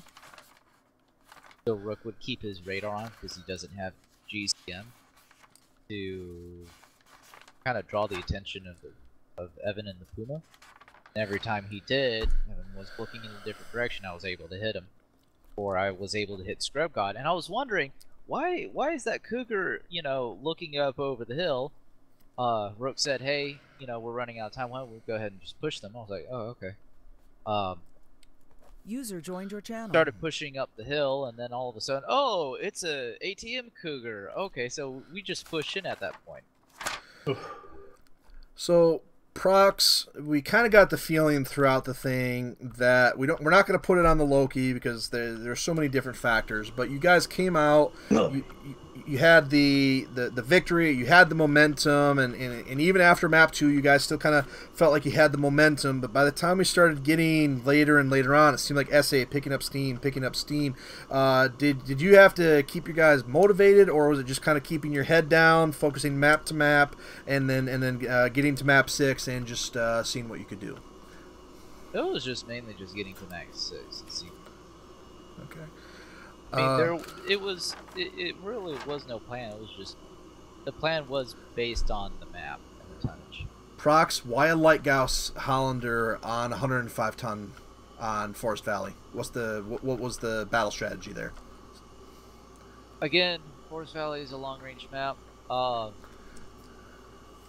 Jesse James, that Hollander, is actually really good for that map.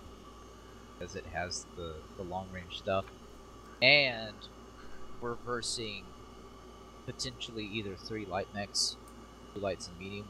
What happened? Hollanders do not have a lot of armor. Anubises do not have a lot of armor, and I know for a fact that given a couple of hits, I would have easily stripped off a lot of armor on all 3 of those mechs to the point where they would have been in the red or have completely destroyed. That's why we took it. We took the Osiris's instead of the Anubises as well because they had jump jets, 360 torso twist, and we were ready to kite the other team if they decided to push us. $1,000 question. Did you guys or did you not see between the start of the hold and the end of the hold, did you guys discover the Hollander Delta of the enemy? What, on that map? Did we discover it? Yes. Did you guys run past you during the hold when they were returning? You asked during the DC. Yes. No. Okay. Yeah. More on that later. Very very interesting topic on that. So Prox, you guys were able to come together. You were able to come in on the first round on Saturday and get the band back together. A couple you guys are all hang out quite a bit. You three, and Kidson says, "Hey, let's maybe try this out." And Rook agrees. So you come in. You guys are able to come in, and you come in the first round, and you guys battle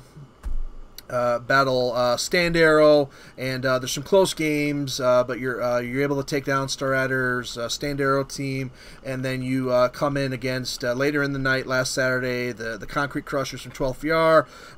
Some close fights, but they're 6-0. You guys have a pretty solid there, and then you find out that you're taking on Stone Mask, which two of their members used to be with SJ. You've played with them quite a bit, a little bit of a rivalry there and stuff. But was this something circled on everybody's calendar this week? Like, yeah, this is going to be a lot of fun and something we're looking forward to. Oh, of course, and I know for a fact that Carbonell was like really hurting Evan and Scrub to get in, and I think Kidson was also pestering Rook to get in as well, just to make sure that they were here on time. Prox, go ahead, Marius. No, it's just agreeing. It's good. Having a little bit of urgency and agency. But with that, I am going to have to go. Good fights, bro. Cheers, Marius. And if anybody sees Wolverine's Rebirth Marius, be sure to give him a big thank you. Big help today. And we've got about 5 minutes left in the live stream. So Prox, you faced some quality opponents. Those are some veteran teams that you faced early on. How much of a jump, or how much did you have to change your strategies that had gotten you this far going up against Stone Mask? Because that, a lot of people argue, that is definitely a jump in opponent skill. How did that affect you guys? You said Stone Mask? Yes, Star Adder. You're facing Evan. You're facing Carbonell. Okay. These three pilots are exceptionally skilled. Your team is exceptionally skilled. They're exceptionally skilled. The teams you faced there were no cakewalks, but this is definitely a jump in difficulty. How did that affect your team going into today? Well, we knew it was going to be hard because two of those members are pre-SJ members, trained by yours truly. But I knew what we were going to fight against, because this isn't the first time we fought against them. Or at least I haven't. But I know Carbonell, I know Evan, and I know Scrub God, all of which are very, very good and competent players. They work very well together. There's really not much they need to say to one another to get something done. Kind of just general stratagem, and then kind of readjusting on the fly, as I like to call it. They're very good on that.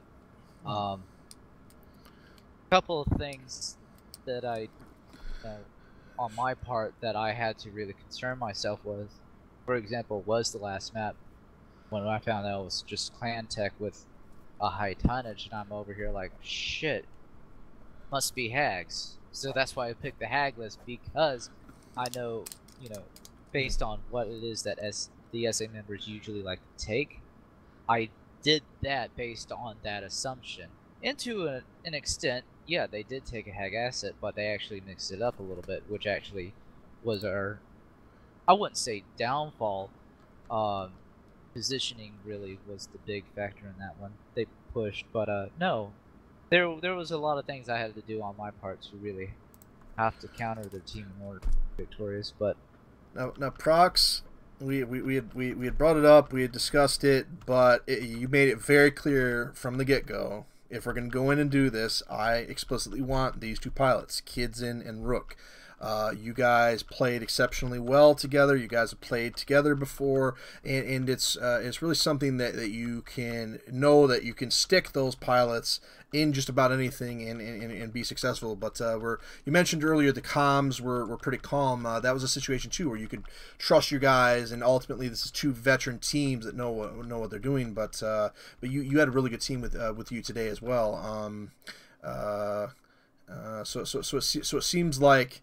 It seems like that you guys were able to leave it all on the field, and it seems like everybody had fun. They got to play with their pilots, got to play with their buddies, and we had lots of SJ members on in there and in your channel rooting you on. We had a lot of SA members and their channel rooting them on, and we had 20 plus people watching this stream. We had the server was full, prox. There was only nine essential people in there. We had at least 9 people in there watching. So this was a community-wide event. The spotlights are on as much as we could, and the community really showed up, and through everybody participating. I got one final question for you, prox, before we wrap this up. Did you have any fun? Yes, I had immense fun. That was quite enjoyable. All right. Well, Proxima, as the Succon of SJ, I have some plans for the future for some of our teams, but I'd like to think that second place is pretty damn sweet. That's quality finish, but it's got to leave you a little bit hungry for if we ever hold one of these things again. So keep an eye out for June timeframe, because there might be another chance to get some not so much revenge as just see if you can improve that second place.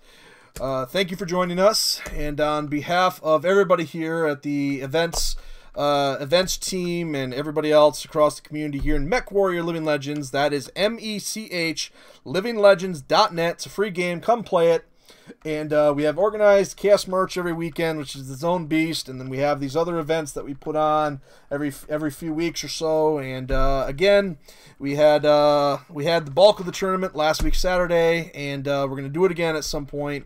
But wrapping it up, we'll have another post-game show later on with some video and stuff, and we'll have some special guests. But wrapping up the live stream here, today was the championship round between Smoke, Jaguar, Beta Galaxy, sj.mekmaster.com, Star Adder, Stone Mask, Discord somewhere, I guess. Look for the SA tags, and in a close battle between 6 maps, 1 tie. Star Adder Stone Mask is the reigning champion once more, 3-2, in a close battle against Smoke Jaguar Beta Galaxy, and they will have the bragging rights coming up. MEKmaster.com for info on everything that I help out with in the Living Legends community, and we will see some of our regulars back tomorrow for Chaos March, and I will link at the mechmaster.com site and the Living Legends forums and other places all of the videos and live streams I can find. If you have a video or live stream of this, come find me, and I will try to link to that, and we will try to do some sort of big post celebration thing with like some major highlights or something. But Proxima had fun, I had fun, and despite the fact that it took us 2 hours to do something that I was planning on doing in 1 hour, we did a really good job today. And again, SA Stone Mask champions, but not far behind them, the Smoke Jaguar Beta Galaxy. On behalf of the announcing team, Marius, Invictus, and our special guest Proxima, we thank you for watching, and a special thanks to Bird Thing for helping us out with the promotions. Come play Living Legends, it's a fun game, and we will see you later on in the greatest Mechwarrior game to ever be created on the Crisis Engine. Good night, everybody!